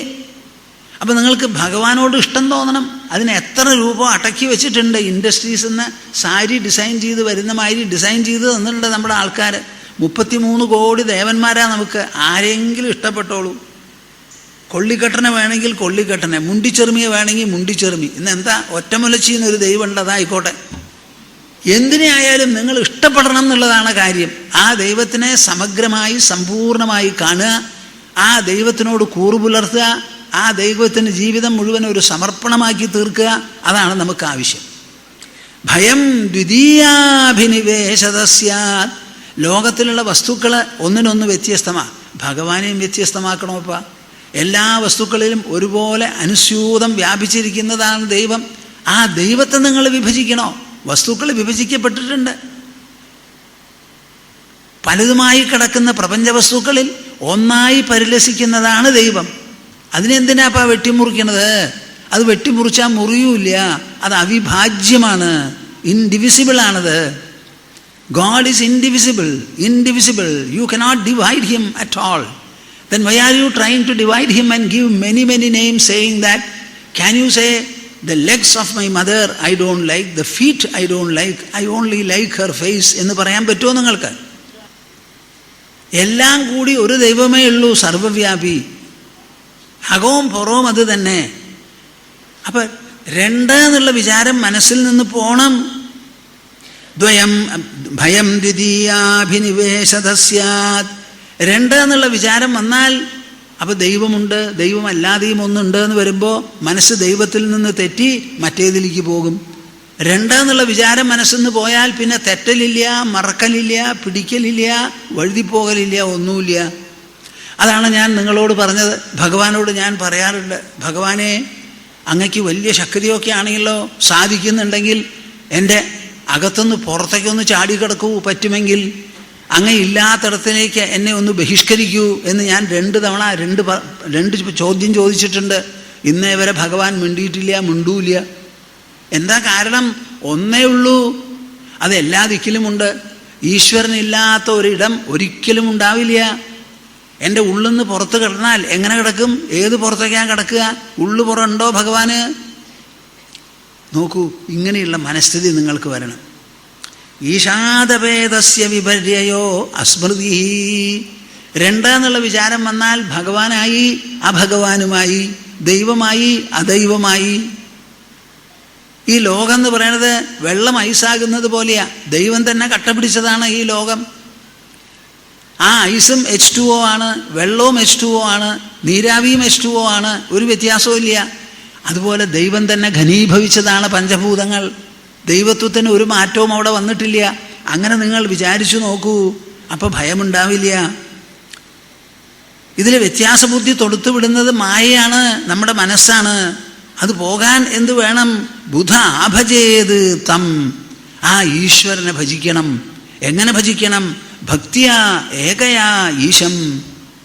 ഇളക്കമില്ലാത്തത്, വ്യതിചലിക്കാത്തത്, വ്യഭിചരിക്കാത്ത ഭക്തിയോടുകൂടി ഗുരുദേവതാത്മാ, ഗുരുവിനെ ദൈവമായി കണ്ട്, തൻ്റെ അന്തരാത്മാവിൻ്റെ ബാഹ്യ പ്രകടനമാണ് ഗുരു എന്ന് കണ്ട്, ആ ഗുരുവിനെ ദൈവമായും അന്തരാത്മാവായും കണ്ട് അദ്ദേഹത്തിൻ്റെ സമീപത്തിൽ അദ്ദേഹത്തിൻ്റെ അടുത്ത് പോയി ഉപദേശം കേട്ട്, സംശയങ്ങളുണ്ടെങ്കിൽ ചോദിച്ച്, അർജുനൻ ചോദിച്ചില്ലേ, ഉദ്ധവൻ ചോദിച്ചില്ലേ, അതേമാതിരി ചോദിച്ച് സംശയങ്ങൾക്കെല്ലാം നിവാരണം വരുത്തി അങ്ങനെ അങ്ങോട്ട് ഭജിക്കുക. ഭക്തിയാ ഏകയാ ഈശം. ഭക്തി ഏകയാന്നൊരൊറ്റ വിശേഷണേ ഉപയോഗിച്ചിട്ടുള്ളൂ. നിങ്ങളുടെ ഭക്തി ഏകാത്മകമാകണം, ഏകാത്മകമാവണം. അതിങ്ങനെ ബിംബത്തിൽ മാത്രമാവരുത്. ബിംബം പ്രതിഷ്ഠിച്ചിട്ടുള്ളത് ഗർഭഗൃഹത്തിലാണ്. ഗർഭഗൃഹം ക്ഷേത്രത്തിൻ്റേതാണ്. ക്ഷേത്രം മതിൽക്കകത്താണ്. മതിൽക്കകം ഭൂമണ്ഡലത്തിലാണ്. ഭൂമണ്ഡലം ആകാശകോശത്തിലാണ്. ആകാശം ഇവിടെ രണ്ടെന്നൊന്നുമില്ല, ഒന്ന് മാത്രമേ ഉള്ളൂ. ഭക്തിയാ ഏകയാ ഈശം ഗുരുദേവതാത്മാ. ഇത് വേണമെന്നുണ്ടെങ്കിൽ നമ്മുടെ മനസ്സിന് കുറേ നിയന്ത്രണവും കാര്യങ്ങളും ഒക്കെ വേണം. അതിനെന്താ വേണ്ടത്? ശ്രീമദ് ഭാഗവതം ഞാൻ പലപ്പോഴും പറയും, 3 കുട്ടികളെ നമ്മുടെ മുൻപിൽ അവതരിപ്പിക്കുന്നു എന്ന്. ആദ്യത്തെ കുട്ടി ശൃംഗി, ശമീക മഹർഷിയുടെ കുട്ടി, വളരെ ചെറുപ്പം, വയസ്സ് പറഞ്ഞിട്ടില്ല.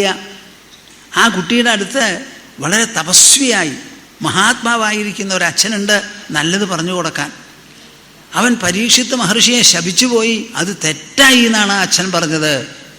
മുതൂത്ത് തട്ടി നീ ചെയ്തത് ശരിയെന്നല്ല പറഞ്ഞത്.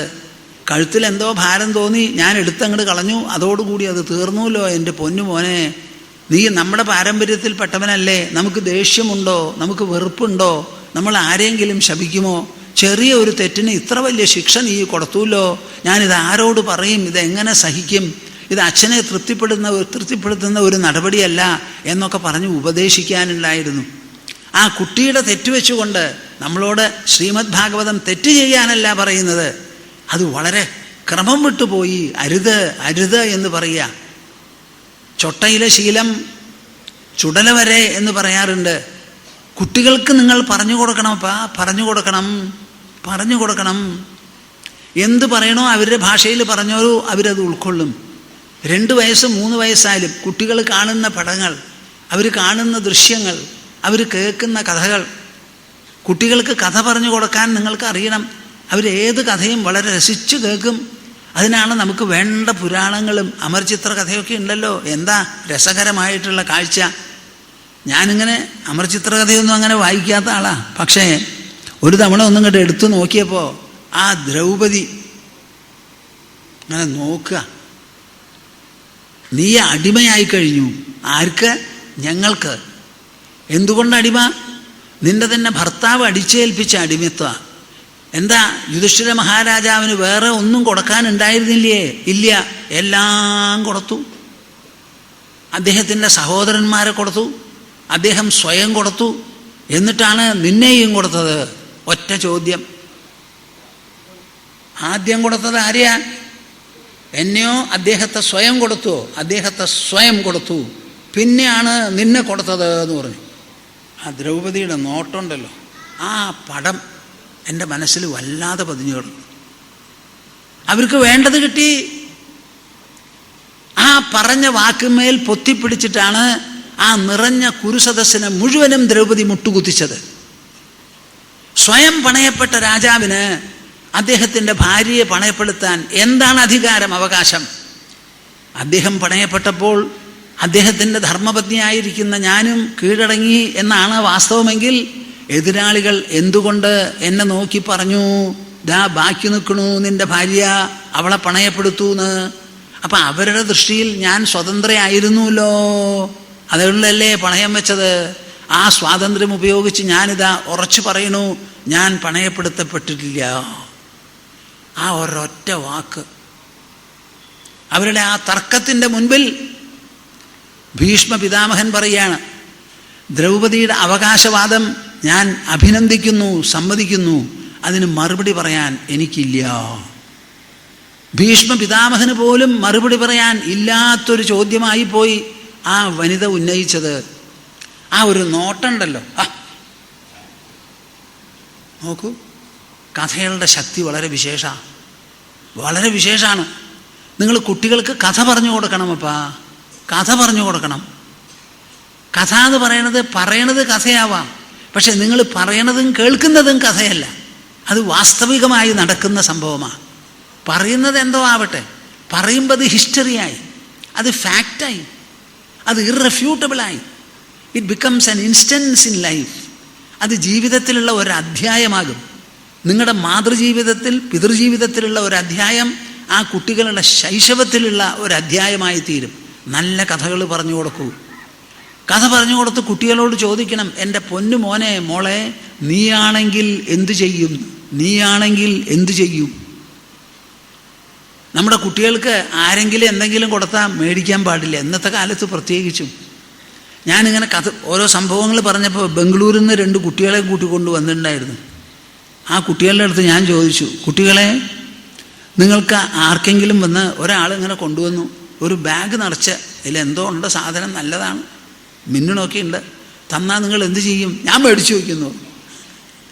ഞാൻ മേടിച്ചു വയ്ക്കും. നിങ്ങൾ മേടിച്ചു വയ്ക്കുമോ? മേടിച്ചു വെച്ചു. കുറച്ച് കഴിഞ്ഞപ്പോൾ പോലീസുകാർ അന്വേഷിച്ചുകൊണ്ട് വരുന്നു, ഈ സഞ്ചി നിങ്ങളുടെ കയ്യിൽ കണ്ടു, നിങ്ങൾക്ക് എവിടുന്നാ കിട്ടിയേ, കയറൂ ഇതാ വാനിൽ എന്ന് പറഞ്ഞ് കൊണ്ടുപോയി. അങ്ങനെ ആകുമ്പോഴോ എന്നാൽ ഞാൻ മേടിക്കില്ല എന്ന് പറഞ്ഞു. നോക്കൂ എങ്ങനെയാ മനസ്സിൻ്റെ മാറ്റം. ആദ്യം പറയണു ഞാൻ മേടിക്കുന്നു, അതേ സമയത്ത് അവർക്ക് ഗുണദോഷങ്ങൾ പറഞ്ഞു കൊടുക്കുമ്പോഴോ ഞാൻ മേടിക്കില്ല എന്നായി. മേടിക്കുന്നു പറയുന്ന മനസ്സ് ക്ഷണം കൊണ്ട് മേടിക്കില്ല എന്ന് പറഞ്ഞു. നിങ്ങൾക്ക് മനസ്സിലാവണില്ലാവോ ഞാൻ പറയുന്നത്? ഒരു സാധനം മേടിക്കാൻ അനുവദിക്കരുത് നിങ്ങൾ. അന്യൻ്റെ വസ്തു ഒരു സാധനം നമുക്ക് വേണ്ട, തൊട്ടുപോകരുത്.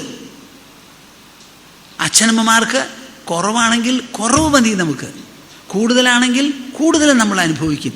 നമുക്ക് ആവശ്യം അച്ഛനമ്മമാരുടെ സ്നേഹമാണ്, അവരുടെ ആലിംഗനമാണ്, ആശ്ലേഷമാണ്. അവരുടെ കുട്ടികളാണ് എന്നുള്ള ബോധമാണ് നമ്മുടെ മനസ്സിനെ നിറയ്ക്കുന്നത്. നമ്മുടെ മനസ്സിനെ നിറയ്ക്കുന്നത് സ്വർണമല്ല, പണമല്ല, ചെക്കല്ല, ബാങ്ക് അക്കൗണ്ടല്ല. നമ്മുടെ മനസ്സിൻ്റെ ആഹാരം വികാരമാണ്, ഭാവമാണ്. എൻ്റെ അച്ഛനമ്മമാർക്ക് കണ്ണിലുണ്ണിയാണ് ഞാൻ ഒരൊറ്റ വിചാര, അത് മതി. ഇവിടെ മനുഷ്യരിൽ സമത്വം ഒരു കാലത്തും വരില്ല, പക്ഷേ സമത്വം എപ്പോഴും ഇവിടെ ഇല്ലാതെ ആവൂല. ഇതാണ് നമുക്ക് ആവശ്യം. നല്ല കഥകളൊക്കെ നിങ്ങൾ പറഞ്ഞു കൊടുക്കണം. ഏറ്റവും വിശേഷപ്പെട്ടതാണിത്. കുട്ടികളിൽ മൂല്യരചന ഉണ്ടാവാനുള്ള ഒരേ ഒരു വഴി കഥ പറഞ്ഞു കൊടുക്കല. കഥ എന്ന് പറഞ്ഞാൽ എന്താ? നമ്മുടെ പൂർവികരെ ഓരോ സന്ദർഭത്തിലും എങ്ങനെ പെരുമാറി എന്നുള്ളത് പറഞ്ഞ് മനസ്സിലാക്കുക. അതാണ് നമുക്ക് ആവശ്യം. ശ്രവണം കീർത്തനം വിഷ്ണോ സ്മരണം പാദസേവനം അർച്ചനം വന്ദനം ദാസ്യം സഖ്യമാത്മനിവേദനം. 3 കുട്ടികളെന്ന് ഞാൻ പറഞ്ഞുവല്ലോ. അതിൽ ശൃംഗിയുടെ അധ്യായം അങ്ങനെ പോയി. പിന്നെ ധ്രുവൻ 5 വയസ്സ്. ധ്രുവൻ എന്തായിരുന്നു? വാത്സല്യനിധിയായിരിക്കുന്ന ഒരമ്മ. അവിടെ ഒരു ചെറിയമ്മയുണ്ടായിരുന്നു, സുരുചി. അവർ മാത്രമേ മുള്ളും മുഷ്കുള്ളവളായിരുന്നു. അതൊരു മുള്ളു പോലെ. ബാക്കി അച്ഛൻ നിഷേധിച്ചു എന്നുള്ളത് ഇരിക്കട്ടെ, കുഴപ്പമൊന്നും ചെയ്തില്ല. അമ്മയുണ്ട് വാത്സല്യത്തിന്, ഒരു നിലയ്ക്ക് സുരക്ഷിതനാ. അതാണ് ധ്രുവൻ്റെ ചരിത്രം. എന്നിട്ടും കൂടി പെറ്റമ്മ പറഞ്ഞു, പോ മധുവനത്തിലേക്ക്, ഒറ്റയ്ക്ക് പോ എന്ന് പറഞ്ഞപ്പോൾ ആ പറഞ്ഞ വാക്ക് കേട്ടുടനെ ആ കുട്ടി മധുവനത്തിലേക്ക് വാശി വെച്ച് നടന്നങ്ങോട്ട് പോയി. നാരദൻ തടസ്സപ്പെടുത്താൻ നോക്കിയത് കൂട്ടാക്കിയില്ല. അവസാനം നാരദന് സന്തോഷം തോന്നി, മന്ത്രം പറഞ്ഞു, പോയി തപസ് തുടങ്ങി, കാര്യം നേടി മടങ്ങി വന്നു. മടങ്ങി വരുമ്പോൾ രാജധാനിയിലത്തെ സ്ഥിതിഗതികളൊക്കെ മാറിയിരിക്കുന്നു. ഇതാണ് ധ്രുവൻ്റെ ചരിത്രം. 5 വയസ്സ്. അവിടുന്ന് അങ്ങോട്ട് കുറച്ചും കൂടി 7 വയസ്സ് പ്രായമുള്ള പ്രഹ്ലാദൻ. ആ പ്രഹ്ലാദൻ്റെ ജീവിതം എങ്ങനെയാ? ഒരച്ഛനുണ്ടപ്പാ, മീശയും മുറുക്കി വാളും പരിചയും കുന്തവും കോടാരിയും ഒക്കെ ആയിട്ട് നിൽക്കുന്നത്.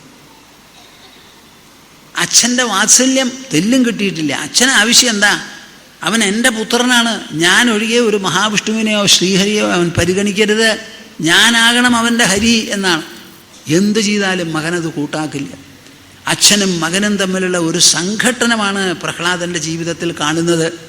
ആ സംഘട്ടനത്തിൽ കൊച്ചുകുട്ടി തൻ്റെ നിലപാടോ, തൻ്റെ ആശയമോ, തൻ്റെ ആദർശമോ, തൻ്റെ മൂല്യമോ, തൻ്റെ ഭക്തിയോ കടുകട മാറ്റാതെ ഉറച്ചു നിന്നു. ദേഷ്യപ്പെടാതെ, കോപിക്കാതെ, തളരാതെ, നീരസമുണ്ടാകാതെ എപ്പോൾ നോക്കിയാലും തനിക്ക് പറയാനുള്ള മറുപടി ഒന്ന് ഒന്ന് ഒന്ന്.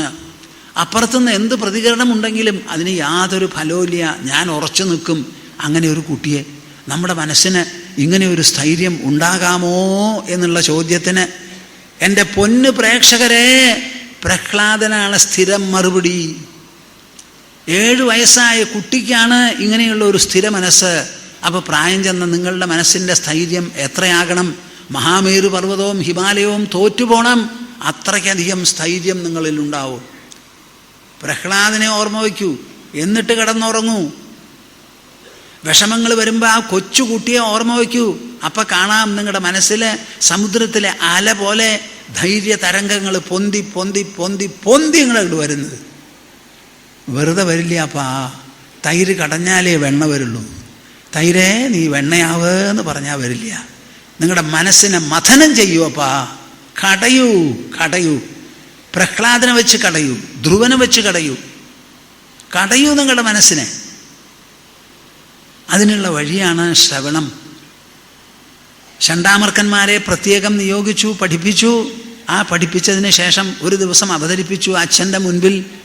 2ാമത്തെ തവണയും 3ാമത്തെ തവണയും അവതരിപ്പിച്ചു. അപ്പോൾ ചോദിച്ചപ്പോൾ എൻ്റെ പൊന്നുമോനെ, നീ പഠിച്ചതിൽ നല്ല കാര്യം എന്താന്ന് ചോദിച്ചപ്പോൾ ആ കൊച്ചുകുട്ടി അച്ഛനോട് പറയുകയാണ്, കൂട്ടരെ, ഇതാണ് ഭാരതം, ഇതാണ് ഇന്ത്യ. ഇത് നമ്മുടെ ഭരണഘടനയിൽ ചിത്രീകരിച്ചിട്ടില്ല. ഇല്ല ഇല്ല. ആ കഥകളൊക്കെ അവർ മനഃപൂർവ്വം വിസ്മരിച്ചു. ആദ്യമായിട്ട് ഒറിജിനൽ കോൺസ്റ്റിറ്റ്യൂഷൻ ഓഫ് ഇന്ത്യ ഒരു പുസ്തകം എഴുതിയിട്ടുണ്ടായിരുന്നു. ആ പുസ്തകത്തിൽ രാമായണവും മഹാഭാരതവും ഭഗവത്ഗീതയും ഒക്കെ മുൻ കഥകളും ചിത്രങ്ങളുമായി കൊടുത്തിട്ടുണ്ട്. അതൊക്കെ തള്ളിക്കളഞ്ഞ് ഒരു ആംഗല ഭരണഘടനയാണ് നമുക്ക് എഴുതി വച്ചിരിക്കുന്നത്. നമ്മൾ ആംഗലരല്ലാപ്പാ, നമ്മൾ ഭാരതീയരാണ്, നമ്മൾ പൗരസ്യരാണ്, പാശ്ചാത്യരല്ല.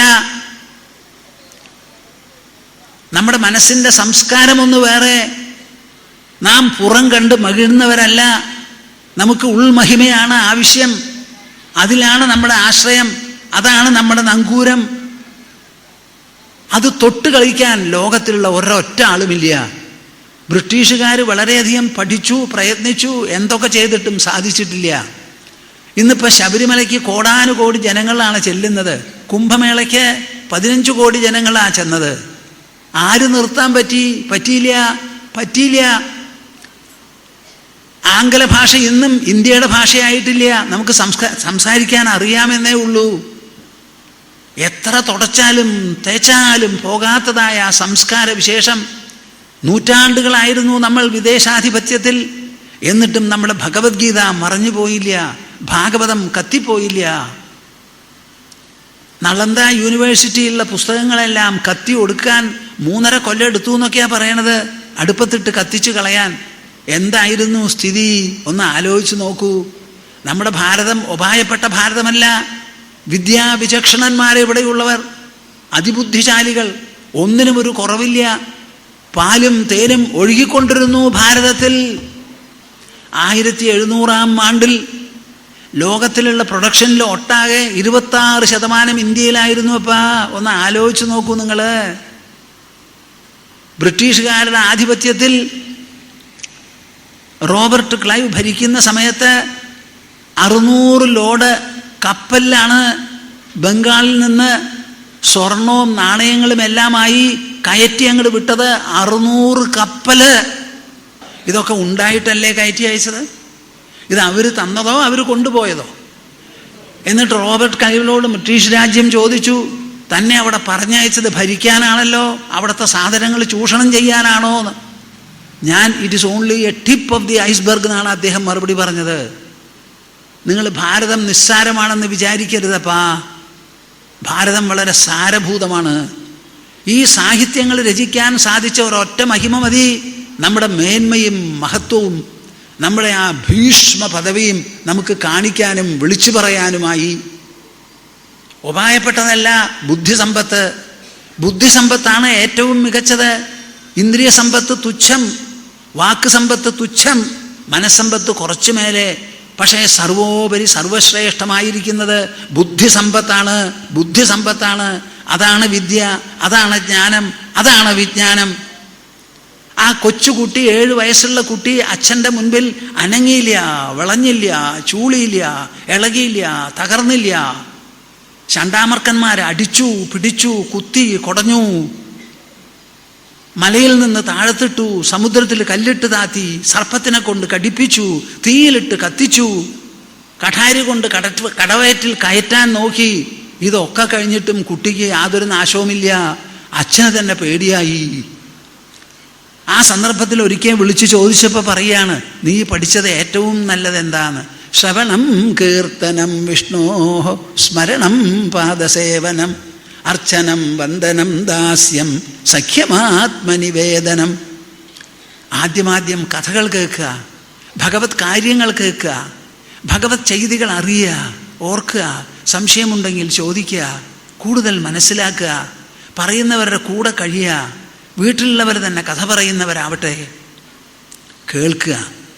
കീർത്തനം, അത് കഴിഞ്ഞാൽ പാടണം, പിന്നെയോ സ്മരിക്കണം, കുറേശ്ശെ പൂജ ചെയ്യാൻ തുടങ്ങണം, അർച്ചിക്കണം, വന്ദിക്കണം. ഈശ്വരൻ്റെ ദാസനാണ് ഞാൻ, കൈങ്കര്യം ചെയ്യുന്നവനാണ് എന്നുള്ളൊരു തോന്നൽ വരണം. അവസാനം ഈശ്വരൻ്റെ സഖാവാണ്, സഖിയാണെന്നൊരു തോന്നൽ വേണം. അവസാനമാണ് ആത്മനിവേദനം. ഈ കാണുന്ന പ്രപഞ്ചം മുഴുവൻ മഹാപ്രഭോ അങ്ങയുടെ പരിലസനമാണ്, അങ്ങയുടെ അഭിവ്യക്തിയാണ്, അങ്ങയുടെ ഘനീഭൂതമായിരിക്കുന്ന സ്ഥിതിയാണത്. അതിൽപ്പെട്ട ഞാൻ എല്ലാം അങ്ങയുടെ ഞാനില്ലേ, ഇല്ലേ, ഞാൻ അങ്ങ് തന്നെയാണ്. പറയുന്നത് ഞാനാണെങ്കിൽ അങ്ങയാണ് ഞാൻ എന്ന് പറയുന്നത്, എന്നെയല്ല. അങ്ങല്ലാതെ ഒന്നുമില്ല എന്ന് പറഞ്ഞ ആത്മനിവേദനം, ഇതാണ് പരിശീലിക്കേണ്ടത്. കൗമാരാചരേത് പ്രാജ്ഞോ ധർമാൻ ഭാഗവതാനിഹ ദുർലഭം മാനുഷം ജന്മ തദപ്യധ്രുവമർത്ഥതം. ഇവിടെ ഞാൻ അവിടെ ചെന്നിരിക്കുമ്പോൾ നമസ്കരിക്കാൻ വരുന്നുണ്ട്. ചില കുട്ടികളൊക്കെ വരും. കുട്ടികളെ കണ്ടാൽ എനിക്ക് വലിയ ഇഷ്ടമാണ്. ഞാനൊന്ന് കെട്ടിപ്പിടിക്കും, ഒന്ന് അമർത്തും, എന്നിട്ട് അങ്ങോട്ട് പറഞ്ഞയക്കും. നോക്കൂ, കുറച്ച് പേർക്കെങ്കിലും ആ കുട്ടികളെ കൊണ്ടുവരാൻ തോന്നുന്നുണ്ടല്ലോ. ആ കൊണ്ടുവരാത്തവരൊക്കെ വിഡ്ഢിയന്മാരാ. നിങ്ങളൊക്കെ പമ്പര വിഡ്ഢികളാ കൊണ്ടുവരാത്തവർ. കൊണ്ടുവരാൻ അവസരമുണ്ടായിട്ടും കുട്ടികളുണ്ടായിട്ടും കൊണ്ടുവരണില്ല. ഈ നല്ല ഒരു വേദിയിൽ കണ്ടെന്ന് കാണിക്കുക, കാണട്ടെ, പ്രസാദമോ എന്താന്ന് വെച്ചാൽ കൊണ്ട് എല്ലാവർക്കും കൊടുക്കൂ. നിങ്ങൾ എത്ര പേർക്ക് വിതരണം ചെയ്യാൻ പറ്റുമോ അത്ര പേർക്ക് വിതരണം ചെയ്യൂ. ആ പുണ്യകർമ്മം ഒന്ന് ചെയ്യൂ. ആ പുണ്യ സംസ്കാരം ഒന്ന് ഉൾക്കൊള്ളൂ. നിങ്ങളുടെ പിന്നാലെ വരാൻ പോകുന്നത് എണ്ണമറ്റ തലമുറയാണ്. ആ തലമുറകൾക്കൊക്കെ നിങ്ങൾക്ക് പണം കൊടുക്കാൻ പറ്റുമോ, ചോറ് കൊടുക്കാൻ പറ്റുമോ, വസ്ത്രം കൊടുക്കാൻ പറ്റുമോ? പറ്റില്ല. സംസ്കാരം കൊടുക്കാൻ പറ്റും. കൃഷ്ണൻ അർജുനന് 5000 കൊല്ലം മുൻപ് ഉപദേശിച്ചതാണ് എന്ത്? ഭഗവത്ഗീത. ആ ഉപദേശിച്ച ഗീതയാണ് ഇന്നും നമ്മൾ പറയുന്നത്. 1000 ആണ്ടുകൾ മുമ്പ് രൂപപ്പെട്ടതാണ് ശ്രീമദ് ഭാഗവതം. ആ ഭാഗവതമാണ് ഈ സത്രവേദിയിൽ 16ാമത് കൊല്ലവും നാം ഉരുവിട്ട് വായിച്ച് വ്യാഖ്യാനിച്ച് വിവരിച്ച് മനുഷ്യർക്ക് രസവും ആഹ്ലാദവും വിവേകവും അറിവും വിജ്ഞാനവും എല്ലാം പ്രദാനം ചെയ്യുന്നത്. ഇതാണ് ഈ ജ്ഞാനനിധിയുടെ ഒരു വൈഭവം. ആ സംസ്കാര നിധിയെ നിങ്ങൾക്ക് കൊടുക്കാൻ പറ്റുള്ളൂ. നിങ്ങൾ കൊടുത്ത കാശ് നാളുകളെണ്ണാം അത് ചെലവ് ചെയ്യുന്നതിന് മുൻപ്. ഒന്നുമില്ല.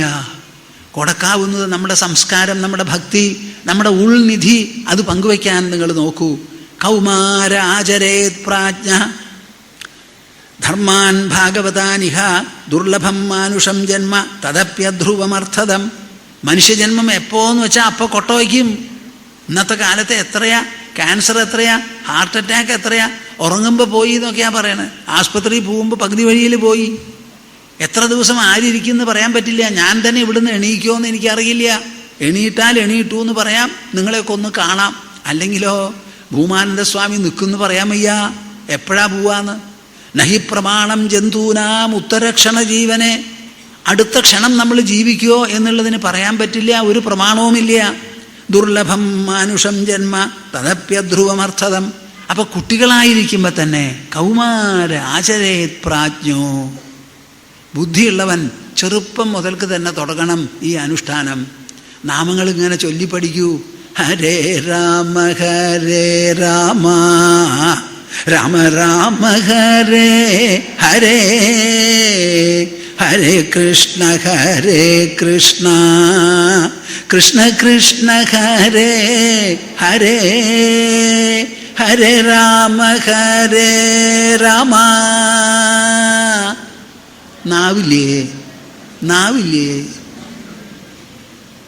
കരുവാൻ്റെ ഓലയിൽ ആ ഇതല്ലല്ലോ, നമ്മുടെ ലങ്സാണ്. ശബ്ദനാളത്തിലൂടെ ശബ്ദം പുറത്തു വരും. അങ്ങോട്ട് ജപിച്ചൂടെ നമുക്ക്? അങ്ങനെ പഠിക്കണം എന്ന് പറയാ. ഇതൊക്കെ കഴിഞ്ഞ്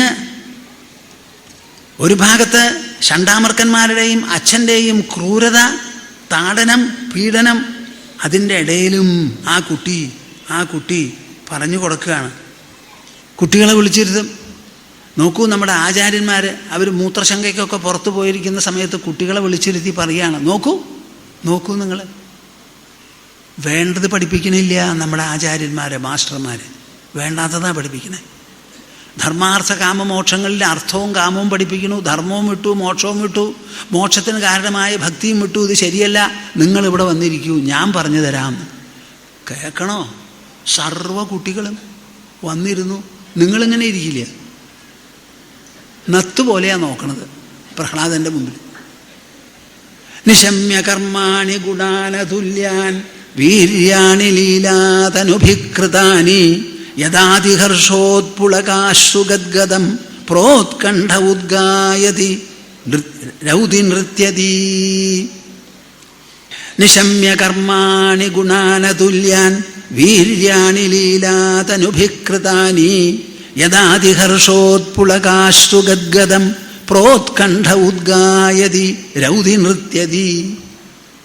ആ ചെറിയ കുട്ടി, 7 വയസ്സായ കുട്ടി സഹപാഠികളോട് പറയാണ്, നിശമ്യ കർമാണി ഗുണാനതുല്യാൻ വീര്യാണി ലീലാതനുഭികൃതാനി യദാതിഹർഷോത്പുളകാശ്രുഗദ്ഗദം പ്രോത്കണ്ഠ ഉദ്ഗായതി രൗതി നൃത്യതി. നിശമ്യ കർമാണി ഗുണാനതുല്യാൻ വീര്യാണി ലീലാതനുഭികൃതാനി. ഇതൊക്കെ നിങ്ങൾ വായിക്കണപ്പാ. എത്ര മധുരമായിട്ടുള്ള വാക്കുകളാണെന്നറിയോ?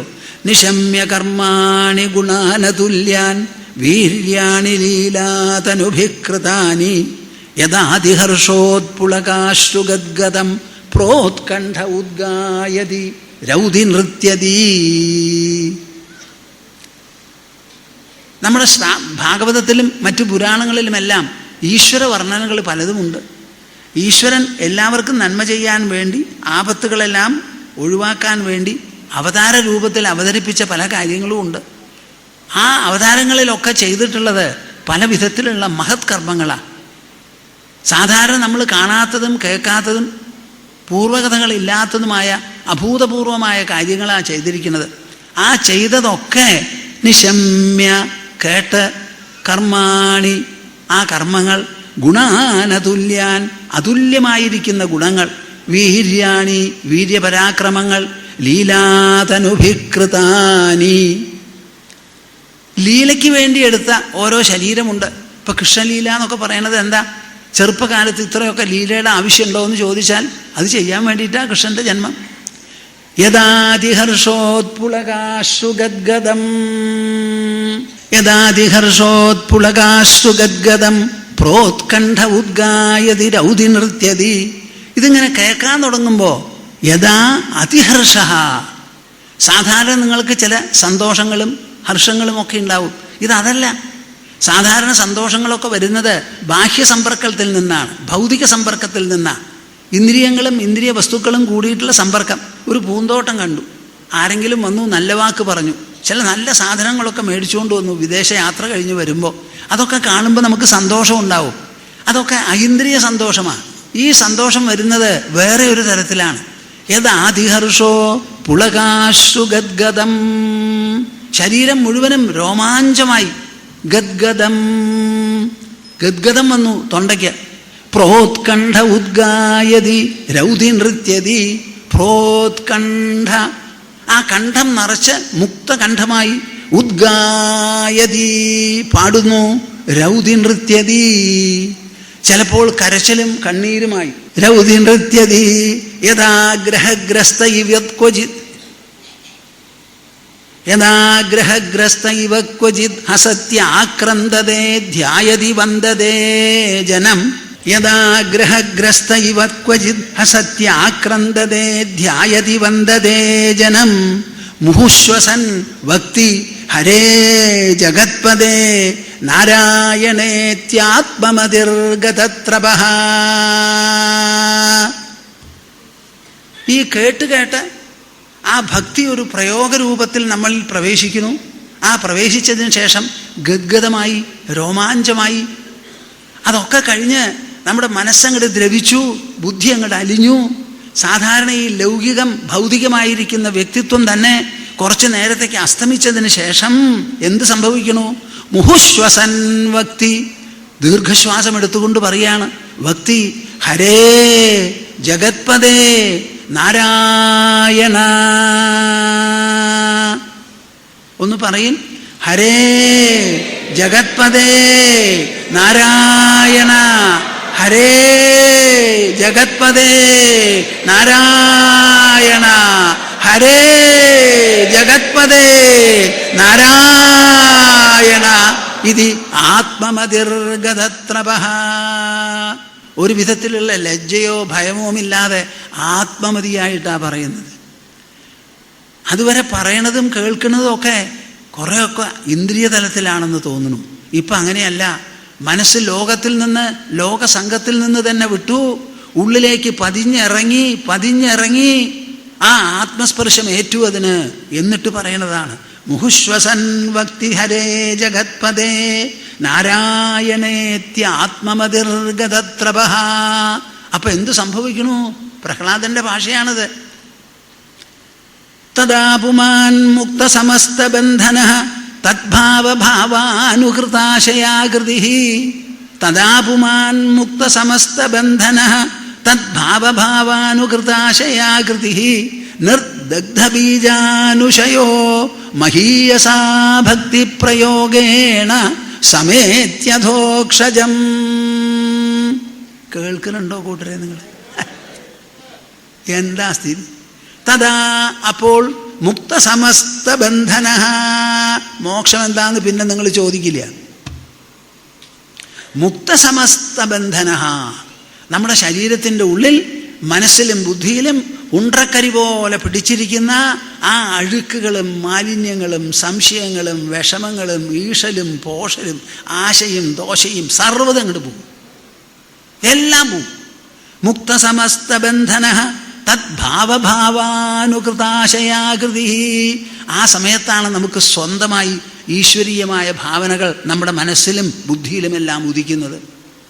ഈ പറയുന്നത് വെറും പറച്ചലല്ല, ഇത് വാക്ക് മാത്രമല്ല. പറയുന്നത് ചെറിയ ഒരു അംശം, വാക്കുകളിൽ വെറുതെ ചെറുതേ ഉള്ളൂ. ഇതിൻ്റെ പിന്നിൽ കിടക്കുന്ന ആകാശത്തെ പോലും അതിശയിക്കുന്നതാണ് ചിതാകാശത്തിൻ്റെ പ്രഭാവം, അതിൻ്റെ മാസ്മരികത, അതിൻ്റെ മഹത്വം, അതിൻ്റെ മേന്മ, അതിൻ്റെ ഔന്നത്യം, അതിൻ്റെ ഉദാത്തത, അതിൻ്റെ ആ ആഹ്ലാദകരത്വം, അതിൻ്റെ ആനന്ദ വിപ്ലവം. എന്താ ഈ സ്ഥിതി? ഒന്ന് ആലോചിച്ച് നോക്കൂ. നിർദഗ്ധ ബീജാനുശയോ മഹീയസാ മുഹുശ്വസൻ ഭക്തി ഹരേ ജഗത്പദേ നാരായണേത്യാത്മമതിർഗതത്രപഃ. തദാ പുമാൻ മുക്ത സമസ്ത ബന്ധനഃ തദ്ഭാവ ഭാവാനുകൃതാശയാകൃതിഃ. നിർദഗ്ധ ബീജാനുശയോ. ആ വാക്കൊക്കെ ശ്രദ്ധിക്കേണ്ടതാ. നിർദഗ്ധ ബീജാനുശയോ. നമ്മുടെ ഉള്ളിൽ കിടക്കുന്ന ബീജരൂപത്തിൽ വിത്ത് പോലെ കിടക്കുന്ന വാസനകളൊക്കെ ഉണ്ട്. ആ വാസനകൾ മുഴുവൻ നിർദഗ്ധ, ദഹിച്ചങ്ങോട്ട് പോവും. വറുത്ത വിത്ത് പിന്നെ കുത്തിയിട്ടാൽ മുളയ്ക്കില്ല. ഈ ഭക്തി എന്ന് പറയുന്ന അഗ്നിയിൽ വറുത്തെടുത്ത വാസനകളുണ്ടല്ലോ, ആ വാസനകൾ പിന്നെ മുളയ്ക്കില്ല, പിന്നെ പ്രവർത്തിക്കില്ല. നിർദഗ്ധ ബീജാനുശയോ മഹീയസാ ഭക്തി പ്രയോഗേണ. ഇങ്ങനെ വരുന്നതാണ് അതിബലവത്തായിരിക്കുന്ന ഭക്തിപ്രയോഗം. മഹീയസ, അതിമഹത്തായ ഭക്തിപ്രയോഗേണ. ഈ ഡ്രില്ലിംഗ് മെഷീൻ കൊണ്ടങ്ങോട്ട് ഓപ്പറേറ്റ് ചെയ്താൽ ഇരുമ്പ് പോലെ ഇങ്ങനെ എന്ന് വരില്ലേ, അതേമാതിരി നമ്മുടെ ഉള്ളിൽ നിന്ന് എല്ലാം അങ്ങോട്ട് പോരും. അതാണ് പ്രയോഗം എന്നുള്ള വാക്കിനർത്ഥം. മഹീയസാ ഭക്തി പ്രയോഗേണ സമേത്യധോക്ഷജം. അപ്പോഴാണ് നമ്മൾ അധോക്ഷജനെ പ്രാപിക്കുന്നത്. അധോക്ഷജൻ എന്ന് പറയുന്ന ആള് പറഞ്ഞു കേട്ടിട്ടേ ഉള്ളൂ. എന്താ ഈ അധോക്ഷജൻ? ഇന്ദ്രിയങ്ങൾ കൊണ്ട് കാണാൻ പറ്റാത്തത്, ഇന്ദ്രിയങ്ങൾക്ക് അതീതമായിട്ടുള്ളത്, പുറമേയുള്ളത് മുഴുവനും ഇന്ദ്രിയത്തിൻ്റെ ഉള്ളിലുള്ളതാണ്. ആ ഉള്ളിലുള്ള ഇന്ദ്രിയങ്ങളുടെ കീഴിലാണ് പുറമേയുള്ളത് മുഴുവൻ, അധീനമാണ്. ശരീരത്തിൻ്റെ ഉള്ളിലുള്ളത് മാത്രമേ ഇന്ദ്രിയാതീതമായിട്ടുള്ളൂ. അവിടെയാണ് ഭഗവത്തന്മ, അവിടെയാണ് പരമാത്മാ, അവിടെയാണ് ആഹ്ലാദം, അവിടെയാണ് സന്തോഷം, അവിടെയാണ് സൗഭാഗ്യം. അവിടുന്ന് അങ്ങോട്ട് പുറപ്പെട്ട് സമേത്യധോക്ഷജം, കണ്ണിന് കാണാൻ പറ്റാത്ത ആ പരമാത്മാവായ പരമേശ്വരനെ നമുക്ക് നല്ല പോലെ സിദ്ധിക്കണു. അധോക്ഷജാലംഭമിഹാശുഭാത്മനഃ തതഃ ശരീരിനഃ സംസൃതി ചക്രശാതനം. അധോക്ഷജാലംഭമിഹാശുഭാത്മനഃ ശരീരിനഃ സംസൃതി ചക്രശാതനം തദ്ബ്രഹ്മ നിർവാണസുഖം വിദുർബുധാഃ തതോ ഭജധ്വം ഹൃദയേ ഹൃദീശ്വരം. നിങ്ങൾ എൻ്റെ കൂടെ ഉണ്ടോ? എനിക്ക് സംശയം തോന്നുക. നോക്കൂ, അധോക്ഷജാലംഭമിഹാശുഭാത്മനഃ. ഈ അധോക്ഷജനായിരിക്കുന്ന ഈശ്വരനുണ്ടല്ലോ, ആ ഈശ്വരൻ്റെ ആലംബം, ആലിംഗനം, ഈശ്വരൻ്റെ ഒരു ആലിംഗനമാണ് ആ സമയത്ത്. ഈ ജപത്തിലൂടെ തുടങ്ങി ഗദ്ഗതം വന്ന് ഹർഷാരവം വന്ന് മനസ്സിലുള്ള ആശയങ്ങളെല്ലാം കത്തിദഹിച്ചു പോയി ഈശ്വരഭാവവും സ്മരണയുമെല്ലാം താതാത്മ്യത്തോടുകൂടി ഉള്ളിൽ ഉജ്ജ്വലമായി ജാജ്വല്യമാനമാവുമ്പോൾ നമുക്ക് കിട്ടുന്നതാണ്. ആ കിട്ടുന്നത് അധോക്ഷജാലംഭമിഹാശുഭാത്മനഃ. എത്ര അശുഭാത്മാവായാലും കൊള്ളാം. അധോക്ഷജാലംഭമിഹാശുഭാത്മനഃ ശരീരിണഃ സംസൃതി ചക്രശാതനം. ഏറ്റവും വലിയ മഹാഭാവി ആയിക്കോട്ടെ, ആ മഹാഭാവിയുടെ സംസാര ബന്ധം മുഴുവനും അതങ്ങൾ ദഹിപ്പിച്ചു കളയും. സംസൃതി ചക്രനാശാദൻ. ആ സംസാരം എന്ന് പറയുന്ന ചക്രമുണ്ടല്ലോ, ആ ചക്രം കംപ്ലീറ്റ് ആയിട്ട് മുഴുവനായി മുറിച്ചങ്ങോട്ട് കളയും. തദ് ബ്രഹ്മ, അതിനെയാണ് ബ്രഹ്മം എന്ന് പറയുന്നത്. നിർവാണസുഖം, അതാണ് നിർവാണസുഖം. വിദുർബുധാഃ, അറിവുള്ളവർ പറയുന്നത് അതാണ്. എന്താ ബ്രഹ്മം, എന്താ ബ്രഹ്മം ചോദിച്ചാൽ പ്രഹ്ലാദൻ പറയണു, ഈ ഭക്തി കൊണ്ട് കിട്ടുന്നതാണ് ഈ ബ്രഹ്മം. ബ്രഹ്മം എന്ന് പറയുന്ന ആ വിജ്ഞാനം, ആ ഉണർവ്, ആ ഉപലബ്ധി. തതോ ഭജധ്വം ഹൃദയേ ഹൃദീശ്വരം. അതുകൊണ്ട് എൻ്റെ പൊന്നു സഹപാഠികളെ, നിങ്ങൾ എന്തു വേണമെന്നറിയാമോ? ഭജധ്വം, ഭജിക്കൂ. എവിടെ? ഹൃദയത്തിൽ. ആരെ? ഹൃദയേശ്വരനെ. കേൾക്കണുണ്ടോപ്പാ? ഇല്ല. നിങ്ങൾ ആരെ ഭജിക്കണം? എവിടെ ഭജിക്കണം? ഹൃദയത്തിൽ ഭജിക്കണം. ഹൃദയത്തിൽ, പുറത്തല്ല, ഹൃദയത്തിൽ. ഹൃദയത്തിൻ്റെ ഈശ്വരനെ ഭജിക്കണം. തതോ ഭജധ്വം ഹൃദയേ ഹൃദീശ്വരം. ഇങ്ങനെ ഹൃദയത്തിൽ ഹൃദയേശ്വരനെ ഭജിക്കാൻ എന്തെങ്കിലും ബുദ്ധിമുട്ടുണ്ടോ എന്ന് ചോദിച്ചാൽ പ്രഹ്ലാദൻ മറുപടി പറയണു, കോതി പ്രയാസോ അസുരബാലകാഹരേ ഉപാസനേ സ്വേ ഹൃദി ഛിദ്രവത്സദഃ സ്വസ്യ ആത്മനഃ സഖ്യുഃ അശേഷദേഹിനാം സാമാന്യതഃ കിം വിഷയോപപാദനൈഃ. ശ്രീമദ് ഭാഗവതത്തിൽ 7-ാം സ്കന്ധത്തിലാണ് ഈ പ്രഹ്ലാദൻ്റെ കഥ. ആ ഭാഗവതത്തിൻ്റെ കരളും കാതലും കഴുമ്പും എല്ലാം ഈ 7-ാം സ്കന്ധത്തിലാണ്, നടുക്കിലുള്ളതിലാണ്. അതിൽ ആ 7 വയസ്സായ ഒരു കുട്ടിയുടെ മുഖത്തിലൂടെയും ജീവിത ശൈലിയിലൂടെയും ചരിത്രത്തിലൂടെയുമാണ് അത് അവതരിപ്പിച്ച് തന്നിരിക്കുന്നത്. നോക്കൂ ആ കുട്ടി പറയുന്നത്, കോതി പ്രയാസോ അസുരബാലക ഹരേഹ ഉപാസനേ. അല്ലേ അസുരബാലകന്മാരെ, നിങ്ങളൊക്കെയോ? നിങ്ങൾ അസുര സന്താനങ്ങളോ അതോ മനുഷ്യ സന്താനങ്ങളോ? അസുര സന്താനങ്ങൾക്ക് പോലും ഇത് വളരെ എളുപ്പമാണെങ്കിൽ പിന്നെ നിങ്ങൾക്ക് എന്ത് വേണം? എളുപ്പം സ്ക്വയർഡ്, എളുപ്പം ക്യൂബ്ഡ്, എളുപ്പം to the power of infinity. അതാണ് നമ്മളുടെ സ്ഥിതി. അസുരബാലകാഹരേ ഉപാസനേ. ഹരിയെ ഉപാസിക്കുന്നതിൽ എന്താണ് നിങ്ങൾക്ക് വിഷമം? സ്വേ ഹൃദി, അവനവൻ്റെ ഹൃദയത്തിലുണ്ട്. അന്വേഷിച്ച് നടക്കണ്ട. ഒരു സാളിഗ്രാമം വേണ്ട, ശിവലിംഗം വേണ്ട, ചതുർഭുജധാരിയായിട്ടുള്ള ബിംബം വേണ്ട, പാർത്ഥസാരഥി വേണ്ട, ഒന്നും വേണ്ട. സ്വേ ഹൃദി ഛിദ്രവത്സതഃ. ആകാശം പോലെ വ്യാപിച്ചിരിക്കുന്നതാണ്. സ്വസ്യാത്മനഃ, തൻ്റെ ആത്മാവാണ്. അതിനെയാണ് ഞാൻ ഞാൻ എന്ന വാക്കുകൊണ്ട് നിങ്ങൾ പറയുന്നത്. ഞാൻ ഞാൻ എന്ന വാക്കുകൊണ്ട് പറയുന്നത് അതിനെയാണ്. സ്വസ്യാത്മനഃ സഖ്യുഃ അശേഷദേഹിനാം. ആർക്കാർക്കെല്ലാം ഇവിടെ ദേഹമുണ്ടോ ആ ദേഹികൾക്ക് മുഴുവനും സഖാവാണ്. സാമാന്യതക്കിം സാമാന്യതക്കിം വിഷയോപപാദനൈഃ. ഈ ഹരിയുടെ ഉപാസനയങ്ങൾ വിട്ട് ഹൃദയേശ്വരനെ വിട്ടാൽ പിന്നെ ഇവിടെ ഉള്ളത് എന്താ?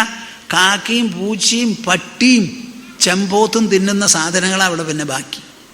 ഈ പുറമേയുള്ള സാധനങ്ങളല്ലേ നമുക്ക് തിന്നാനുള്ളത്. ഇത് എത്ര ജന്മങ്ങളിൽ തിന്നു അപ്പ ചർവിത ചർവണം. ഇന്നലെയും ഉണ്ടു, മിനിഞ്ഞാന്നും ഉണ്ടു, നാലാം നാളും ഉണ്ടു. ഇതന്നെയല്ലേ ചെയ്യുന്നത്. കിടന്നിടത്ത് കിടന്ന്, ഉണ്ടയിടത്തുണ്ട്, വീർപ്പിച്ച വയറ് പിന്നെയും വീർത്ത്. സാമാന്യതക്കിം വിഷയോപപാദനൈ. ഈ വിഷയോപപാദനം കൊണ്ട് നമുക്ക് എന്താണ് മെച്ചം? രായക്കളത്രം പശവസ്സുതാദയോ ഗൃഹാമഹീ കുഞ്ചരകോശഭൂതയഃ സർവേ അർത്ഥകാമാഃ ക്ഷണഭംഗുരായുഷഃ കുർവന്തി മർത്യസ്യ കിയത് പ്രിയം ചലാഃ. ഔ, ഇത് വായിച്ച് തന്നെ മനസ്സിലാക്കണപ്പാ. രായക്കളത്രം പശവസ്സുതാദയോ ഗൃഹാമഹീ കുഞ്ചരകോശഭൂതയഃ. നമുക്ക് സാധാരണയുള്ള നേട്ടങ്ങളെ പറ്റി പറയാം. ധാരാളം ഭൂമി, ഭാര്യ, പശുക്കള്, മക്കള്, വീടുകള്,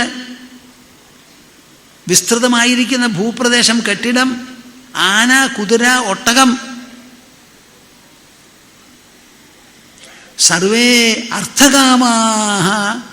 ഇതെല്ലാം അർത്ഥകാമങ്ങളിൽപ്പെട്ടതാണ്. ധർമ്മത്തിലോ മോക്ഷത്തിലോ ഭക്തിയിലോ പെട്ടതല്ല. ക്ഷണഭംഗുരായുഷഃ. ഇതൊക്കെ ക്ഷണികമാണ്, നശ്വരമാണ്. ആയുഷഃ കുർവന്തി മർത്യസ്യ കിയത് പ്രിയം ചലാഃ. നശ്വരമായ ശരീരത്തോടു കൂടിയ മനുഷ്യന് ഇത് എന്ത് പ്രയോജനമാണിത് ചെയ്യുക? ഒന്നും തന്നെ ചെയ്യില്ല. നമ്മുടെ ശരീരം നശ്വരം, നാവ് നശ്വരം. അതുകൊണ്ട് അനുഭവിക്കുന്ന നേട്ടങ്ങൾ മുഴുവനോ നശ്വരത്തിനെ പെരുകി വർദ്ധിപ്പിക്കുകയല്ലാതെ ഒരു നേട്ടവും ഉണ്ടാവില്ല. നശ്വര മനുഷ്യന് നശ്വര വസ്തുക്കളോടുകൂടി സമ്പർക്കം നടത്തുമ്പോൾ നശ്വരത വർദ്ധിച്ചു വർദ്ധിച്ചു വരികയല്ലാതെ ഒരു നേട്ടവും ഉണ്ടാവില്ല. ഏവം ഹി ലോകാകൃതുഭികൃതാ അമി ക്ഷയിഷ്ണവഃ സാതിശയാന നിർമ്മലാഃ തസ്മാത് അദൃഷ്ടശ്രുതദൂഷണം പരം ഭക്ത്യൈകയേശം ഭജതാത്മലബ്ധയേ. അതുകൊണ്ട് നിങ്ങൾ എന്തു വേണം? എൻ്റെ പൊന്ന് സഹപാഠികളെ, ഒന്ന് കേൾക്കൂ അപ്പാ, ഒന്ന് കേൾക്കൂ. നിങ്ങൾ മനസ്സിൽ ധരിക്കൂ, ബുദ്ധിയിൽ നിന്ന് വിട്ടുകളയരുത്. ഇതാണ് ഈ പാഠശാലയിൽ നിന്ന് നമുക്ക് കിട്ടുന്ന ഏറ്റവും വലിയ നേട്ടം. ഇത് നല്ല പോലെ മനസ്സിലാക്കണം. ഏവം ഹി ലോകാഃ ക്രതുഭികൃതാ അമി. ഈ ലോകത്തിലുള്ള വസ്തുക്കൾ മാത്രമല്ല, യജ്ഞങ്ങളും യാഗങ്ങളും ചെയ്ത് നമുക്ക് കിട്ടാൻ പോകുന്ന പരലോക നേട്ടങ്ങളും ക്ഷയിഷ്ണവഃ, അതും ക്ഷയിക്കുന്നതാണ്. സാതിശയ, അതിനെ വിട്ടു വേറെ മേലെ ഒന്ന് എന്നുള്ളൊരു കമ്പയറബിലിറ്റി അതിനുണ്ട്.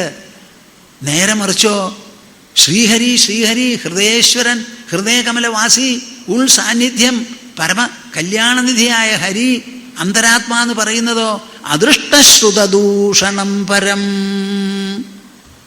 അതിൽ മാത്രം ഒരു തരത്തിലുള്ള കറപ്ഷനോ അഴിമതിയോ ദോഷമോ വഞ്ചനയോ ചതിയോ കുറവോ കറയോ ഇല്ല. ബാക്കി എല്ലാറ്റിലുമുണ്ട് കോട്ടവും കുറവും. അദൃഷ്ടശ്രുതദൂഷണം പരം ഭക്ത്യൈകയേശം ഭജത ആത്മലബ്ധയേ. ആ ഹരിയെ നിങ്ങൾ ഭജിക്കൂ എൻ്റെ പൊന്നുകൂട്ടരെ. ആത്മലബ്ധയേ, ആത്മലബ്ധിക്ക് വേണ്ടി ഭജിക്കാനാ പറയണേ. കേൾക്കുന്നുണ്ടോ നിങ്ങൾ? കേൾക്കുന്നുണ്ടോ നിങ്ങൾ? കാത് കടം മേടിച്ച് കേൾക്കുന്നപ്പാ. ആത്മലബ്ധിക്ക് വേണ്ടി വേണം ഭജിക്കാൻ.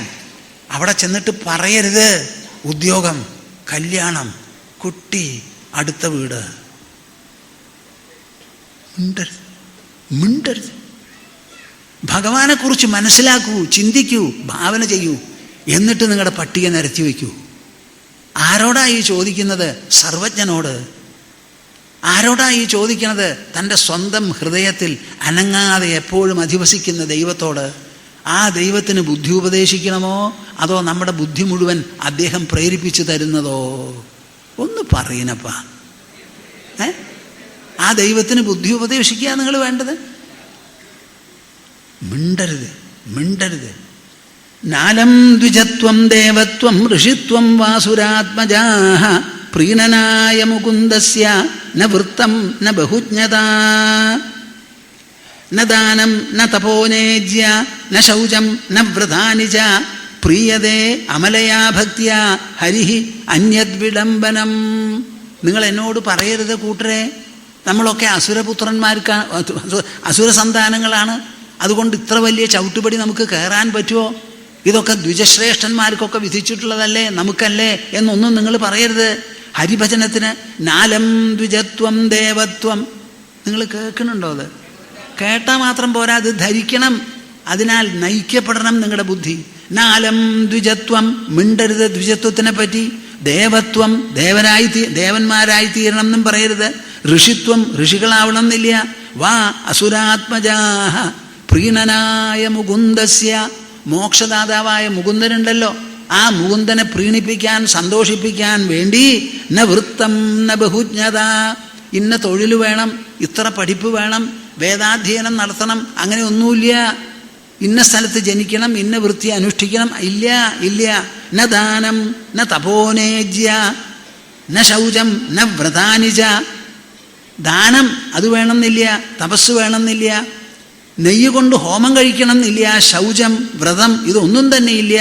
പ്രീയതേ അമലയാ ഭക്തിയ ഹരിഹി അന്യദ്വിഡംബനം.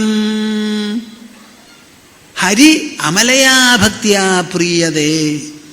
ശ്രീഹരി സന്തോഷിക്കണമെങ്കിൽ ശുദ്ധ നിർമ്മലമായി നിഷ്കളങ്കമായിരിക്കുന്ന ഭക്തി മാത്രമേ വേണ്ടൂ, വേറെ ഒന്നും വേണ്ട. മിണ്ടരുത്. എനിക്ക് യോഗ്യതയുണ്ടോ എന്ന് ചോദിക്കരുത്.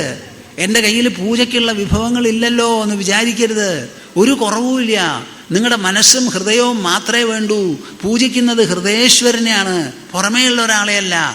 അദ്ദേഹത്തിൻ്റെ അടുക്കലേക്ക് നടന്നു പോകാനുള്ള ദൂരമില്ല, കണ്ണുകൊണ്ട് നോക്കിക്കാണേണ്ട വിഷമം പോലുമില്ല. ഉള്ളിലാണ് അധിവാസം, ഹൃദയത്തിൻ്റെ ഈശ്വരനാണ്. ആ ഈശ്വരനെ ഭജിക്കുന്നത് നിങ്ങളുടെ ജന്മാവകാശമാണ്. അതിന് പ്രത്യേക അധികാരമില്ല, യോഗ്യതയില്ല, പ്രത്യേകമായ നേട്ടങ്ങൾ വേണ്ട, ഒന്നും തന്നെ വേണ്ട. അമലയാ ഭക്തിയ ഹരിഹി അന്യദ്വിഡംബനം. ശുദ്ധ നിർമ്മലമായ ഭക്തി മാത്രമേ ഉള്ളൂ. ബാക്കിയുള്ളതൊക്കെ കാട്ടിക്കൂട്ടലാണ്. എന്ത്? കാട്ടിക്കൂട്ടലാണ്. കാട്ടിക്കൂട്ടൽ. പറക്കി പൂവ്. നമ്മളിവിടെ നാളെ മേടിക്കാൻ പോകുന്നുണ്ട്, വേണ്ടത്തോളം പൂ വരുന്നുണ്ട് കോയമ്പത്തൂരിന്ന്. ഒക്കെ ഒരു കാട്ടിക്കൂട്ടല. എന്താ നിങ്ങൾ ഈ പറയണത്? ഹൃദയേശ്വരനെയാണ് നമുക്ക് പൂജിക്കേണ്ടത്. അതിന് മനഃപുഷ്പങ്ങൾ എടുക്കൂ, ബുദ്ധിപുഷ്പങ്ങൾ എടുക്കൂ. മനസ്സിലുണ്ടാവുന്ന വിഭവങ്ങളാവട്ടെ ആ പൂജയ്ക്ക്. മനസ്സിൻ്റെ ഈശ്വരനെയാണ് പൂജിക്കുന്നത്.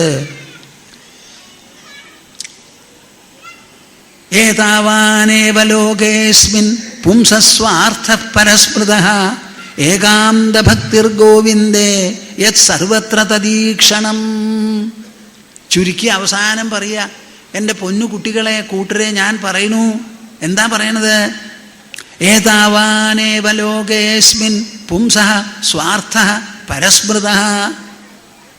മനുഷ്യനായി ജനിച്ചാൽ, അല്ലെങ്കിൽ അസുരനോ ആരോ ആവട്ടെ, ജനിച്ചു കഴിഞ്ഞാൽ ഇതാണ് നമുക്ക് നേടാനുള്ള നേട്ടം, കൈവരിക്കാനുള്ള നേട്ടം ഇതാണ്. ഏതാവാനേവ, ഈ ലോകത്തിൽ പുംസസ്വാർത്ഥ പരസ്മൃത, ഇതിലേറെ ഒരു സ്വാർത്ഥമില്ല, ഒരു ലാഭമില്ല, ഒരു നേട്ടമില്ല, ഒരു സിദ്ധിയില്ല. എന്താണത്? ഏകാന്തഭക്തിർഗോവിന്ദേ. ഏകാന്തഭക്തിർഗോവിന്ദേ. ഗോവിന്ദനിൽ നമ്മുടെ മനസ്സിൽ ഏകാന്ത ഭക്തി ഉണ്ടാവണം. അതിന് ഒരു തരത്തിലുള്ള വിക്ഷേപവും വരരുത്, ച്യുതി വരരുത്, കളങ്കം വരരുത്, ഇളകരുത്. അനന്യമായിരിക്കുന്ന ഭക്തി. എന്താണ് ആ ഭക്തി എന്ന് ചോദിച്ചാലോ, യത് സർവത്ര തദീക്ഷണം. ആ ഗോവിന്ദനെ എല്ലാ ദിക്കിലും ഒരുപോലെ കാണുക. വേറെ ഒന്നും നിങ്ങൾ ചെയ്യണ്ട. സ്വശരീരത്തിൽ, അന്യശരീരങ്ങളിൽ, പാഞ്ചഭൗതികമായ പ്രപഞ്ചത്തിൽ, പ്രപഞ്ച വസ്തുക്കളിൽ, മനസ്സിൻ്റെ വിചാരത്തിൽ ഭാവത്തിൽ, ദൃഷ്ടിയിൽ, വീക്ഷണത്തിൽ, ആലോചനയിൽ, സംശയത്തിൽ, ശങ്കയിൽ, സന്ദേഹത്തിൽ, എല്ലാ തത്വവിചാരഗതികളിലും, ഈശ്വരവാദത്തിലും നിരീശ്വരവാദത്തിലും എല്ലാറ്റിലും ഒരുപോലെ ഈശ്വരനെ കാണുക. യത് സർവത്ര തദീക്ഷണം ഏതാവാനേവ ലോകേസ്മിൻ പുംസസ്വാർത്ഥ പരസ്മൃത ഏകാന്ത ഭക്തിർഗോവിന്ദേ യത് സർവത്ര തദീക്ഷണം. ഇതാണ് പ്രഹ്ലാദൻ നമ്മളോട് പറഞ്ഞു തന്നത്. എത്ര വിശേഷപ്പെട്ട ഒരു പ്രസ്താവനയാണെന്ന് ആലോചിക്കൂ. വളരെ കൊല്ലങ്ങൾ മുൻപാണ് ഞാൻ ഈ ഭാഗം ഇവിടെ പറഞ്ഞത്. അന്ന് പറഞ്ഞിട്ട് നമ്മുടെ തൊണ്ട വല്ലാതെ ആയിപ്പോയി. ഇന്നാവില്ല എന്ന് വിചാരിക്കട്ടെ. ശ്രീകൃഷ്ണൻ ഈ ഭഗവത്ഗീതയിൽ പ്രധാനപ്പെട്ട ചില കാര്യങ്ങളെ പറ്റി പറയുന്നുണ്ട്. അതെന്താണെന്ന് അറിയാമോ നിങ്ങൾക്ക്? കൃഷ്ണൻ തന്നെ പറയുകയാണ് ഭക്തിയെ പറ്റിയിട്ട്. 2 ശ്ലോകം പറഞ്ഞ് ഞാൻ നിർത്താം ഇവിടെ.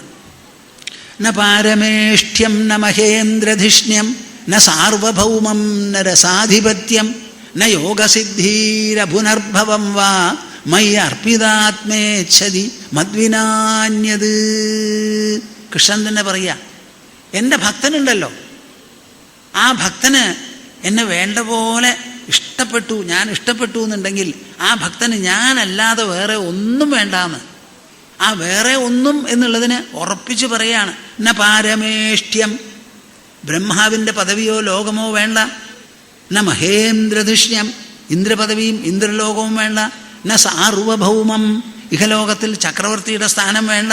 ന രസാധിപത്യം, പാതാളത്തിൽ ആധിപത്യം വേണോ, അതും വേണ്ട. ന യോഗസിദ്ധി, യോഗാഭ്യാസങ്ങളും അനുഷ്ഠാനങ്ങളുമായി അഷ്ടസിദ്ധികൾ നേടാമെന്ന് പറയുന്നു, അതും വേണ്ട. അപുനർഭവം വാ, അപുനർഭവം വാ, ഇനി ഒരു ജന്മമില്ലാതെ ഇരിക്കുന്ന ഒരു നില, അതും വേണ്ട. മൈ അർപ്പിതാത്മേച്ഛതി മദ്വിനാന്യത്, എന്നിൽ അർപ്പിക്കപ്പെട്ട മനസ്സോടു കൂടിയവനുണ്ടല്ലോ ആ ആൾക്ക് ഞാനല്ലാതെ വേറെ ഒന്നും വേണ്ടാന്ന്. എൻ്റെ പൊന്നു കൂട്ടരെ, നിങ്ങൾ ഈ ശ്ലോകം 1000 തവണ ചൊല്ലൂ. എന്നിട്ട് എന്തുണ്ടാവണമെന്ന് മനസ്സിലാക്കൂ.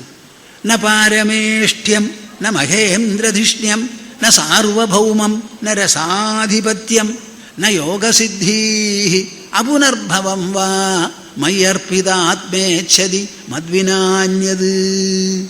നിഷ്കിഞ്ചനാമയി അനുരക്തചേതസഃ ശാന്താ മഹാന്തോ അഖിലജീവവത്സലാഃ കാമൈരനാലബ്ധധിയോ ജുഷന്തിയത് തന്നൈരപേക്ഷ്യം ന വിദുസ്സുഖം മമ.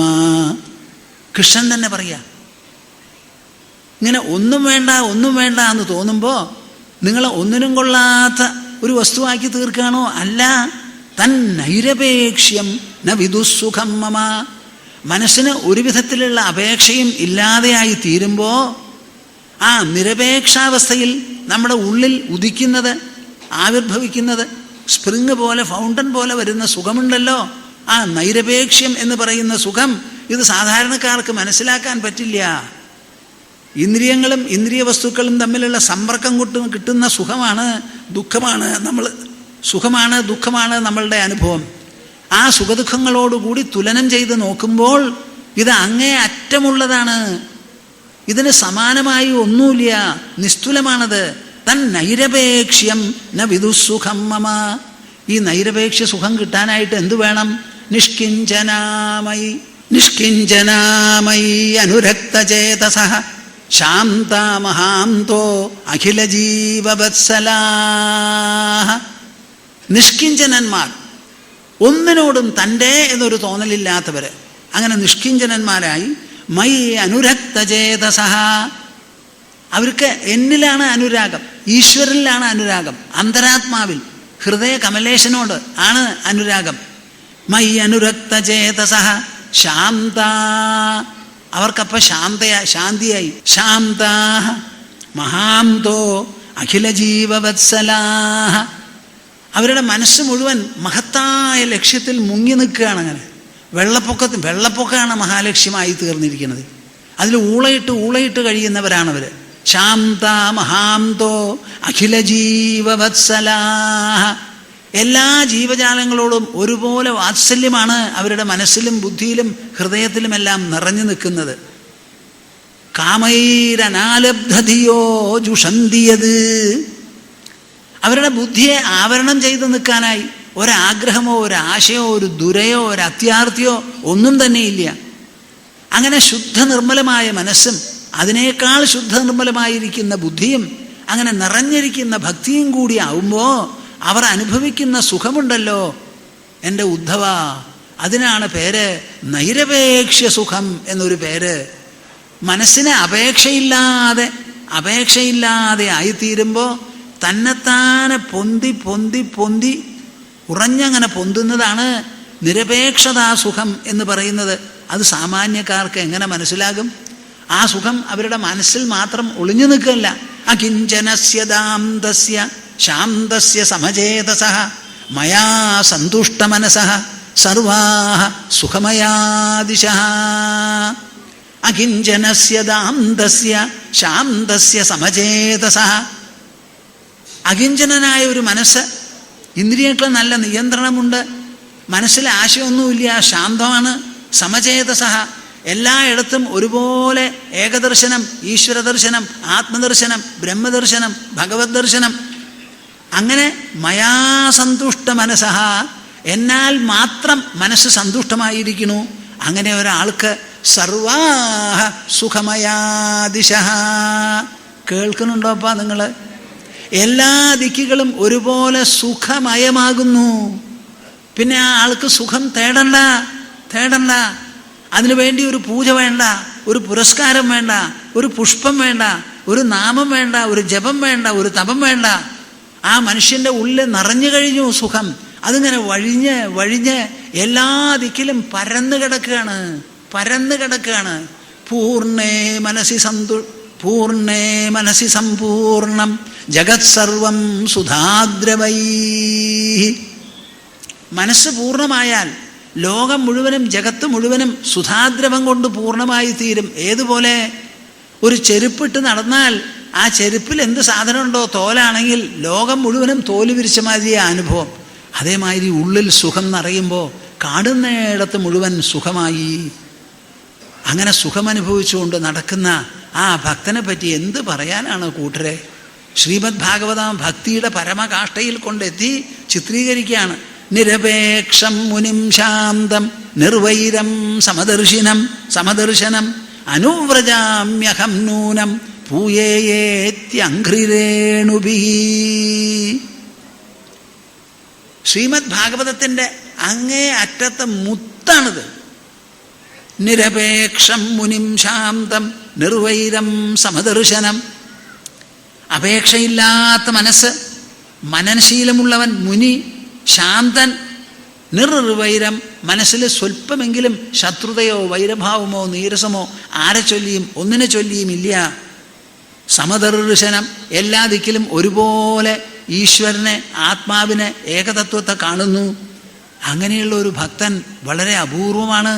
അങ്ങനെ ഒരു ഭക്തൻ എങ്ങാനും ഉണ്ടായാൽ എൻ്റെ ഉദ്ധവ ഞാൻ എന്ത് ചെയ്യണമെന്ന് അറിയോ?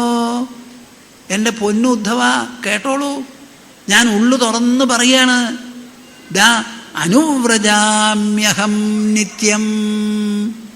ആ ആളുടെ പിന്നാലെ കണ്ണുകൊട്ടാതെ ഞാൻ പോണു. ആ ആൾ എങ്ങോട്ട് തിരിഞ്ഞാലും പിന്നിൽ ഞാനുണ്ട്. നിഴൽ പിന്നെയും മങ്ങിയെന്ന് വരാം, ഞാൻ മങ്ങില്ല. അനുവ്രജാമ്യഹം നിത്യം പൂയേയേത്യംഘ്രിരേണുഭിഃ.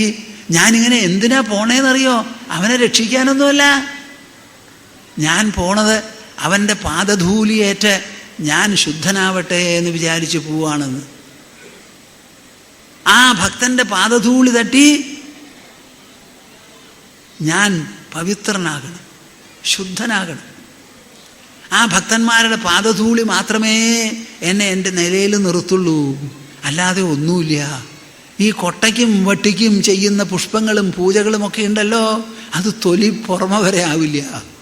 ഈ ഭക്തൻ്റെ പിന്നാലെ പോയി അവൻ്റെ പാദധൂളി എനിക്കിങ്ങനെ, ഞാൻ കുട്ടിക്കാലത്ത് പശുക്കളുടെ കുളമ്പടി ഉണ്ടല്ലോ, ആ കുളമ്പടി കൂടി പൊടി വന്ന ആ പൊടിയിൽ കുളിച്ച് പരിചയിച്ചവനാ. എന്താ കാരണം? പശുവിൻ്റെ സർവ്വസാധനവും ശുദ്ധികരമാണ്. പഞ്ചഗവ്യം എന്ന് പറയുന്നുണ്ടല്ലോ, റിസർച്ച് നടത്തുകൊണ്ടിരിക്കുകയാണ്. പൂഞ്ഞയുള്ള പശുക്കളുണ്ടല്ലോ, പൂഞ്ഞയുള്ളത് ആ പശുവിനെ ഒരു 4 തവണ തലോടിയാൽ ബ്ലഡ് പ്രഷർ ഇല്ലാതെയാവുന്ന പറയണേ. റിസർച്ച് നടക്കുകയാണ്. പഞ്ചഗവ്യം. ആ പശുവിൻ്റെ പൊടി തട്ടി ഞാൻ വളർന്നത് കൊണ്ടാണ് കൃഷ്ണനായിട്ടിരിക്കണേപ്പാ. ഈ ഭക്തന്മാരുടെ പിന്നാലെ പോകുന്നത് ആ പാദധൂളിയേറ്റ് എനിക്ക് പവിത്രത നിലനിൽക്കണം എന്ന് വിചാരിച്ചിട്ടാണ്. നിരപേക്ഷം മുനിം ശാന്തം നിർവൈരം സമദർശനം അനുവ്രജാമ്യഹം നിത്യം പൂയേയേത്യംഘ്രിരേണുഭി പൂയേയേത്യംഘ്രിരേണുഭി. പാരമഹംസ്യ സംഹിതയാണ് ഈ ശ്രീമദ് ഭാഗവതം. ആ ഒരു പരമഹംസൻ്റെ മനസ്സിന് മാത്രമേ ഇങ്ങനെ ഭഗവാനെ ചിത്രീകരിക്കാൻ പറ്റുള്ളൂ. നമ്മുടെ പൊന്നു ഭഗവാൻ ഭക്തൻ്റെ പിന്നാലെ പോണു. എന്തിന്? ഭക്തൻ്റെ പാദധൂലിയേറ്റ് ഭഗവാൻ പവിത്രനായി നിലനിൽക്കണം എന്ന് വിചാരിച്ചതെന്ന് ലോകത്തിൽ ആരെഴുതുന്ന നിങ്ങൾ ഈ പറയുന്നത്? ഇതാണ് ഭക്തിയുടെ പരമകാഷ്ഠ. ആ ഭക്തൻ ഭഗവാനെ അതിജീവിക്കുന്നു, ഭഗവാനെ അതിക്രമിക്കുന്നു, ഭഗവാനെ കവച്ചു വയ്ക്കുന്നു. ഈ സമ്മതപത്രം ആരാ നൽകുന്നത്? ഭഗവാനാണ് നൽകുന്നത്. നിരപേക്ഷം മുനിം ശാന്തം നിർവൈരം സമദർശനം അനുവ്രജാമ്യഹം നൂനം പൂയേയേത്യംഘ്രിരേണുഭി. 16ാമത്തെ ശ്രീമദ് ഭാഗവത തത്വസമീക്ഷാ സത്രത്തിൻ്റെ പരിസമാപന തത്വപ്രവചനം ആ പരമ്പര നടന്നു, പരിസമാപിച്ചു എന്ന് പറയാം. ഇതൊക്കെ നടത്തണമെങ്കിൽ വളരെയധികം പൂർവ്വപുണ്യം ഇത് നടത്തുന്ന സംഘാടകന്മാർക്ക് എല്ലാവർക്കും വേണം. ഞാൻ ധർമ്മസേവകരോട് സംസാരിക്കുകയായിരുന്നു, സ്വാമിജി എന്തെങ്കിലും പറയണമെന്ന് പറഞ്ഞപ്പോൾ, നിങ്ങൾ ഇതിൽ സേവനം ചെയ്യുന്നതിൻ്റെ മഹത്വത്തെപ്പറ്റി മനസ്സിലാക്കണം എൻ്റെ കൂട്ടരെ എന്ന് പറഞ്ഞു. ഞാൻ ഇങ്ങനെ ഒരു പുണ്യ സംരംഭം, അതിമഹത് പുണ്യ സംരംഭമാണത്. ഇത് നടത്തിക്കാൻ വേണ്ടി പങ്കെടുക്കാൻ ആർക്കെല്ലാം സേവനം ചെയ്യാൻ പറ്റുന്നുവോ അവരെല്ലാവരും അളവറ്റ പുണ്യമാണ് അവരിൽ പ്രതിഫലിപ്പിക്കുന്നത്. ഇത് നിങ്ങളുടെ മെടുക്കല്ല, സേവകന്മാരുടെ മെടുക്കല്ല, അവരുടെ പൂർവികന്മാർ സമ്പാദിച്ചു വെച്ച പുണ്യശേഖരത്തിൻ്റെ പരിണത ഫലമാണ് നിങ്ങൾക്കിത് സാധിക്കുന്നത്. അതുമാതിരി ശ്രോതാക്കളും പ്രേക്ഷകരുമായി ഇവിടെ വന്നിട്ടുള്ളവർക്കും അതേമാതിരിയുള്ള പൂർവ്വ പുണ്യാനുഗ്രഹമാണ് പിന്നിൽ. അല്ലെങ്കിൽ നിങ്ങൾക്ക് ഇവിടെ വരാനും ഇരിക്കാനും പറ്റില്ല. ഈ പുണ്യം, ഈ മഹത്വം, ഈ മേന്മ, ഇതിൻ്റെ ഔന്നത്യം നിങ്ങൾ മനസ്സിലാക്കണം. വിലമതിക്കാൻ പറ്റാത്ത ശ്രേഷ്ഠത അത് നിങ്ങളുടെ അനന്തരവന്മാർക്ക് വരും തലമുറകളിലും ഇതേമാതിരിയുള്ളൊരു പുണ്യ പ്രതിഫലനം ഉണ്ടാവട്ടെ എന്ന് നിങ്ങൾ വിചാരിക്കണം. നിങ്ങൾ കൊടുക്കുന്ന പണം എത്ര ദിവസം ഉണ്ടാവുമെന്ന് നിങ്ങൾക്കറിയാം. ഒരു സാധനവും നിങ്ങൾക്ക് കൊടുക്കാൻ പറ്റില്ല. പക്ഷേ എൻ്റെ വീട്ടിൽ എൻ്റെ മുത്തശ്ശൻ, എൻ്റെ വീട്ടിൽ മുത്തശ്ശൻ്റെ മുത്തശ്ശൻ, എൻ്റെ അച്ഛൻ, നമുക്കൊരു ഭക്തനുണ്ട്, YB പ്രസാദ് എന്ന് പറയും. എന്നോട് സംസാരിക്കുമ്പോൾ ഒരു ദിവസം അച്ഛനെക്കുറിച്ച് സംസാരിക്കുകയായിരുന്നു. സ്വാമിജി, എൻ്റെ അച്ഛൻ വലിയ ഒരു തപസ്വിയായിരുന്നു, നല്ല ഒരു സാധുവായിരുന്നു. പറയുമ്പോഴേക്കും കണ്ണിന്ന് വെള്ളം വരുന്നു. ഒരു പോലീസ് ഉദ്യോഗസ്ഥനാണ്. ആരെ ഈ പറയണ ആൾ? നോക്കൂ, ആ അച്ഛൻ്റെ ആ ആധ്യാത്മിക ഒരു ലക്ഷണം, ഒരു നേട്ടം പറയുമ്പോൾ മകൻ്റെ കണ്ണിന്ന് വെള്ളം വരിക. നോക്കൂ, നിങ്ങളെ ചൊല്ലി നിങ്ങളുടെ അനന്തരവന്മാർ പറയാൻ പോകുന്നത് ഇതാ. നിങ്ങൾ ജീവിച്ചിരിക്കില്ല അത് കേൾക്കാൻ. ഞാൻ പറഞ്ഞു തരണു ഇപ്പം തന്നെ. വരും തലമുറയ്ക്ക് ഒരു പുണ്യശേഖരമാണ് നിങ്ങൾ ഇതുവഴി സമ്പാദിച്ചു കൊടുക്കുന്നത്. ഇതേമാതിരിയുള്ള സത്രങ്ങൾ അടുത്ത കാലങ്ങളിലും നമുക്ക് നടക്കണം. ഇത് വേരറ്റു പോകരുത്. അതിന് പ്രവർത്തിക്കാനുള്ള സംഘം അവിടെ ഉണ്ടാവണം, സേവകന്മാരവിടെ ഉണ്ടാവണം, സത്രസമിതികളും നമുക്ക് വേണം, സന്യാസിമാരും വേണം, എല്ലാം വേണം. അങ്ങനെ വേരറ്റു പോകാത്ത ഒരു, കണ്ണിയേറ്റു പോകാത്തൊരു ചങ്ങലയുടെ ഭാഗമാണ് നിങ്ങൾ എന്ന് മനസ്സിലാക്കണം. ഒന്ന്. രണ്ടാമത്, ശ്രീമദ് ഭാഗവതം നിങ്ങൾ വായിക്കണം, പാരായണം ചെയ്യണം. അതിൽ നിന്ന് ഒരധ്യായമെങ്കിലും പ്രതിദിനം വായിക്കൂ, വായിച്ച് മനസ്സിലാക്കാനും നോക്കൂ. ഇത് രണ്ടുമായാലേ നമ്മുടെ ഈ സംരംഭം ശക്തിമത്താവൂ, അന്വർത്ഥമാകൂ, അർത്ഥവത്താകൂ എന്ന് പറഞ്ഞു. അതുതന്നെയാണ് എനിക്ക് നിങ്ങളോടും പറയാനുള്ളത്. പ്രേക്ഷകരെ, നിങ്ങളുടെ സാന്നിധ്യം ഉപായപ്പെട്ടതല്ല, അതിനെ വിലമതിക്കാൻ ആരുമില്ല. ഞാനിവിടെ നിങ്ങളുടെ മുൻപിൽ വാചാലനാകുന്നുവെങ്കിൽ എൻ്റെ റൂമിലിരുന്ന് എനിക്ക് വാചാലത്വം വരില്ല. നിങ്ങളുടെ മുൻപിൽ വരുമ്പോഴാണ് ഭഗവത് കാര്യങ്ങൾ പറയാനുള്ള ഒരു പ്രേരണയും അതിനുള്ള ഒരു ഉത്സാഹവും ഒരാവേശവും ഒക്കെ വരുന്നത്.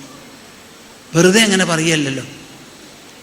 ഞാൻ എങ്ങനെ പറയുന്നുവോ അതേപോലെ നിങ്ങൾ കേൾക്കുന്നത് കൊണ്ട് നിങ്ങളും എന്നെപ്പോലെ തന്നെയാണ്. എനിക്ക് കൂടുതലൊരു സ്ഥാനവും ഇല്ല, നിങ്ങൾക്കുള്ള സ്ഥാനമോ അല്ലെങ്കിൽ അതിലിത്തിരി കുറവേ ഉള്ളൂ. ഈ പ്രവചനം എന്ന് പറയുന്നത് തന്നെ ആചാര്യ പൂർവരൂപം അന്തേവാസ്യുത്തരൂപം വാക്സന്ധി പ്രവചനഗും സന്ധാനം. രണ്ടാളുള്ളപ്പോഴാണ് ഈ പ്രവചനം നടക്കുക. അപ്പം നിങ്ങളൊക്കെ വളരെ വളരെ അനുഗ്രഹീതരാണ്. ഈ അനുഗ്രഹം നിങ്ങൾ നല്ലപോലെ മനസ്സിലാക്കൂ, ബാക്കിയുള്ളവരെയും പറഞ്ഞു ധരിപ്പിക്കൂ. നിങ്ങളുടെ വീടുകളിൽ നല്ല നല്ല സത്പുത്രന്മാരും സത്പുത്രിമാരും ഭാരതീയ സന്താനങ്ങളും ഉണ്ടാവട്ടെ. ഈ വിശേഷപ്പെട്ട പൈതൃകം അഭംഗം നിലനിൽക്കണം ഇവിടെ. അതിനെല്ലാവരും പരിശ്രമിക്കൂ. നിങ്ങളെ ഞാൻ മനസ്സാ ആലിംഗനം ചെയ്ത് അനുഗ്രഹിക്കുന്നു. ഗോവിന്ദനാമ സങ്കീർത്തനം. ഗോവിന്ദ ഗോവിന്ദ. നമഃ പാർവതീപതയേ. ഹര ഹര മഹാദേവ. ഇന്നലെ ഇംഗ്ലീഷ് പ്രവചനത്തിനുള്ള ദിവസമായിരുന്നു. അത് കേൾക്കണം എന്ന് പറഞ്ഞ് പുറമേ നിന്ന് ചിലരിവിടെ വന്നിട്ടുണ്ട്. ഞാൻ സംഘാടകരോട് പറഞ്ഞു, വീണ്ടും വീണ്ടും നിങ്ങൾ എന്നോട് ഇന്നിങ്ങനെ കൃഷ്ണൻ്റെ കാര്യം പറയാൻ പുറപ്പെട്ടാൽ അത് നന്നാവുമോ? അവർ സാരില്ല അങ്ങനെ എങ്ങനെയെന്ന് പറഞ്ഞ് ഞാൻ സമ്മതിച്ചു. പക്ഷേ ആ വന്നവർക്ക് അതിലൊരു വിഷമം ഉണ്ടാവാം. അപ്പം ഞാൻ പറയണ്ടായി, ഇന്ന് ഞാൻ കുറച്ച് നേരമെങ്കിലും ഇംഗ്ലീഷിൽ സംസാരിക്കാമെന്ന്. ഒരു 15 മിനിറ്റ് നിങ്ങളുടെ നിന്ന് എടുക്കാമെന്ന് വിചാരിച്ചത്. ഇപ്പം മറിച്ചാണ്ടായിരിക്കണേ കൂട്ടുക ചെയ്തത്. അപ്പോൾ എനിക്ക് ഇംഗ്ലീഷിൽ മെല്ലെ ഒന്ന് സംസാരിക്കണമെങ്കിൽ സംസാരിക്കാം. I would like the English knowing people in this assembly, particularly those who have come from far away distances. Yesterday, as had been promised in our brochure, we did not hold the English discourse. Instead, for practical reasons, compulsive reasons, I was asked to talk in Malayalam and complete the subject, Yashoda's beloved pet. That was the one I was talking about. So I felt that I would take something like 15 minutes from today's Malayalam talk and add another half hour and then talk to the people who know English in English.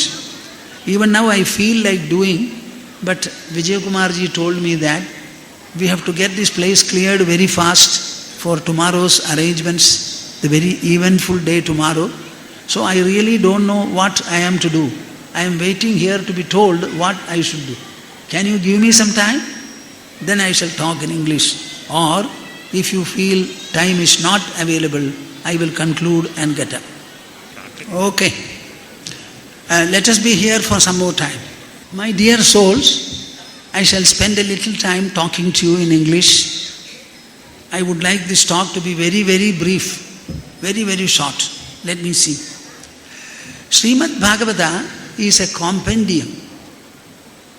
It is discussing primarily the subject of devotion, but not devotion alone, coupled with dispassion on the one hand and God and self-realization on the other. All the three concepts and pursuits are intertwined so well that they go together. So Srimad Bhagavata discusses devotion in a threadbare manner. As you must have heard me, the English people may not have known it well. Equally so, it discusses dispassion. Dispassion is not a post-development. Like desire which we are indulging in, practicing and pursuing, dispassion also has to be pursued as a value, as a virtue, as a discipline and also as an ideal. You start thinking about the ephemeral nature of the world, the transitory nature of the body. Though things are very excitable here, along with the excitability, everything also has a fleeting character. That fleeting character should be contemplated upon as strongly as consistently as possible.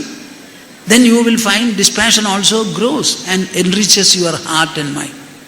When devotion and dispassion together are cherished and nourished, you will find realization of God, realization of the self naturally takes place as an irresistible outcome. These are the three items Srimad Bhagavata repeatedly cultivates. The very simple formula that Srimad Bhagavata presents is that make no distinction between God and another.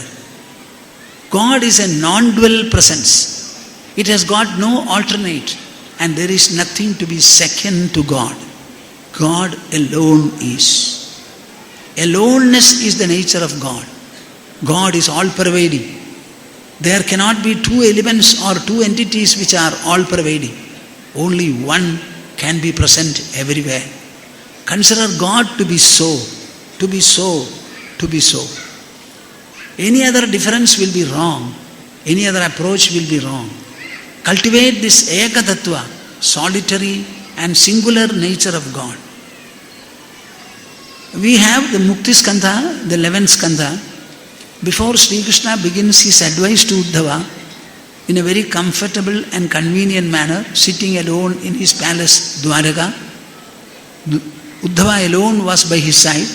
Vedavyasa has given us a beautiful dialogue between 9 yogis and Nimi Chakravarti, the Emperor Nimi. In that, 9 yogis were talking about what are the supreme Bhagavata dharmas, the characteristics of lofty devotees. The idea in Nimi's mind was, when I hear about the lofty Bhagavata dharmas, I can practice them and I can myself become a lofty devotee of Lord who will be very dear to him, and Lord, pleased with me, he will give his own self to me. This is called the Bhagavata Dharma. By the way, he was also saying that Bhagavata Dharmas are there, but people are practicing devotion in various stages, and an analysis and a comparison are presented here. Archayam eva haraye pujam yashraddhaye hate nadat bhakteshu chanyeshu sabhaktaha prakrita smrataha. Those people who are given solely to idol worship, those people who are given to worshipping an idol of their choice, keeping some article, considering it to be defeating God and worshipping. In that worship they are wholesome and dedicated, but they worship only the idol. They never think about any devotee whose company they can cherish and from whom they can get beautiful advice, instruction and correctional measures. They don't care. I will worship only my idol, and the idol is everything. This kind of a constricted outlook, as long as it is there, that devotee is an uncultured devotee. He is a devotee, all right, but he doesn't have reformation, refinement, or the necessary expansion and purity. There is a second kind of devotee. Who is that? Ishvare tadadhineshu balisheshu dvishassuja prema maitri kripopeksha yah karodi samadhyamaha. So the preliminary kind of devotion is idol worship. The second is installing devotion in the heart and mind and carrying it wherever you are and whatever you do. It consists primarily in pursuing 4 different attitudes. Attitudes emerge from the mind and they have to be preserved and pursued by the mind. What are the attitudes? Ishvare, prema maitri kripopeksha. So far as God is concerned, only foster love towards Him. You don't have to give anything to God. Everything is given by Him. All that you have to do is, you have to love Him, remember Him, be fond of Him. Be fond of Him. Fond of Him. Nothing else. Put Him in the first place in your fondness list. So be fond of Him. At the same time, Maitri. You must develop friendship with devotees of the Lord. Try to take to their company. Listen to them. Ask them whether they have any need. Try to fulfill their material needs if at all. And they have to share with you only their devotional enrichment. So that enrichment they will share with you, so that you can listen to more and more about devotion and devotional ascent, etc. There are some people who are critical of devotion, who may even mock at you, Consider them to be simple people, innocent people, and excuse them. Prema Maitri Kripa. Be considerate and sympathetic to them. And then those people who are unfriendly and even inimical to you, renounce them and abandon them. So one is fondness for the Lord, friendship with the devotees, and totally excusing and be merciful to the people who criticize you. And so far as people who are unfriendly and inimical to you, simply abandon them. These are 4 different attitudes which you can preserve and cherish and parallelly pursue during your interactional life. So the devotion becomes more long-living and durable. Then the 3rd kind of devotion, it becomes as Sri Krishna expresses it in Bhagavad Gita. Grihitva vindriyairarthan yonadveshti nahrishyati vishnor mayamidam pashyan savai bhagavatottamaha. The exalted devotee, the most superb devotee of Lord, he will consider the whole world to be an illusory display of God. While living, you will have to interact with people, and we will have many unpleasant instances, sometimes premature death in our own family, various accidents. We recently had the turbulence in the sea. So many people have died and missing. Many such things will take place. But the ultimate attitude in our mind must be, it is all an illusory display of God. Vishnor mayamidam pashyan. When the senses interact with the sensory objects, always carry the lofty notion, always carry that exalted outlook, exalted vision that everything is Vishnu's Maya, and you don't have anything to resent, revolt or anything. Whatever is possible, whenever, to the extent you can, try to help, try to be of service, be kind, good and loving to people, that's all. Don't worry further. After all, the whole cycle is not motivated by you, propelled by you, impelled by you. It's all taking place by a providential note of events. So leave them to themselves. Visrajati hridayam nayasya sakshat harirabhashobhihitopyaghauga nashaha pranayarashanaya dhrutangripatmaha sabhavati bhagavata pradhana uktaha. The last kind of devotee is one. This is promised in the 2nd verse of Srimad Bhagavatam. Sadyo hridya avarudhyade Ishvaraha. By listening to Bhagavata and by assimilating the message, Bhagavata proposes to install the Lord in your very heart. He says how it is done. Visrajati hridayam nayasya sakshat harirabhashobhihitopyaghauga nashaha. Hari, the destroyer of all sins, all kinds of impurity, all stock of impurity, however old, however huge it is, he is given to destroying it. That Lord Hari should be tied by you in your heart. How will you tie him? Make a cord of the fondness and love you have for him. Love emerges only from our heart. Fondness is an offshoot and expression of our mind. Make a strong cord of it and then start binding the feet of Lord Hari. Bind it as much as you want. Make sure that he does not escape or walk off from your heart. And be sure that you bind his feet. Yashoda did a mistake. She tied her son at the waist. So he comfortably pulled the mortar and started walking. So bind him at his feet using the cord of love so that he cannot escape and move away from your heart.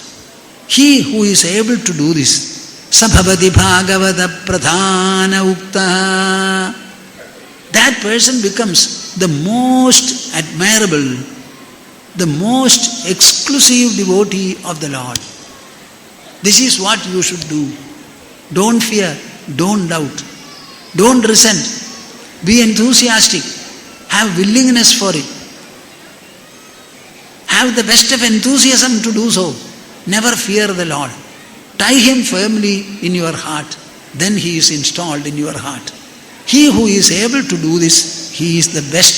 He is the best devotee. Srimad Bhagavata is actually a compendium which sings the glory of wisdom. Every verse is a song of the wisdom. Wisdom. Wisdom is something that grows, emerges only from the intelligence, the brain of the human body. It is the prerogative of man to become wise, to pursue wisdom. And God also is actually wisdom as an experience, as a realization. This jnana is sung. Srimad Bhagavatam Puranamamalam Yad Vaishnavanam Priyam Yasmin Paramahamsyamekamalam Jnanam Param Giyade. In the whole of Bhagavata, it is Paramahamsyam Amalam Egam Jnanam Giyade. Every verse of Srimad Bhagavata sings the loftiest note of jnana, jnana, the supreme truth. Tatra jnana viraga bhakti sahitam naishkarmyam avishkritam. It takes the mind and heart of a man to such a level that he feels, I have nothing to do in this world. I don't have anything to gain further. I don't have anything to lose further. I become fulfilled. I become fulfilled. I have no motivation to achieve anything. I embody in myself the fullness and fulfillment. He starts feeling an inner abundance, an inner fullness, an inner sufficiency. So much so that he feels, I have nothing to do in the way of a duty to achieve anything. Naishkarmyama avishkritam. And this kind of Bhagavata, what should be done? Tat sridnuvan vipatan vicharana paro. First of all, you hear it. Later, you start reading it. And next, you start reflecting upon it. Start introspecting over the message that you have heard. In that case, you will find devotion grows to be a full measured knowledge, and it liberates you. Bhaktya vimuchyen naraha. Any human is liberated. I always describe Srimad Bhagavata to be a huge workshop, a huge factory. In that factory there are 12 workshops. The raw material called the human mind is fed. That is the raw material in the first shop. It passes through 1, 2, 3, 4. And by the time it passes through the 11th and the 12th shops, you will find it is a finished product, a liberated product it becomes. So effective and so important is Srimad Bhagavata. Understand it very well. Understand it very well. This is the message of Srimad Bhagavatam. I thought of at least speaking this much to the English knowing people so that they will not miss it. Harihi, Harihi, Om Dassat. Harihi, Harihi, Harihi. Samvedya varjidamanuttamameghamadyam samvitpadam nirupamam kalanavihin. No. Samvedya varjidamanuttamameghamadyam samvitpadam vigalanam kalayan mahatman. Hridyeva tishta kalanarahida kriyam tu kurvan agartrapadamethya shamodidashri. Kurvan agartrapadamethya shamodidashri. Harihi, Om Harihi. നമുക്ക് സമാപനം ഒരു ഓങ്കാരം ജപിക്കാം. ഓ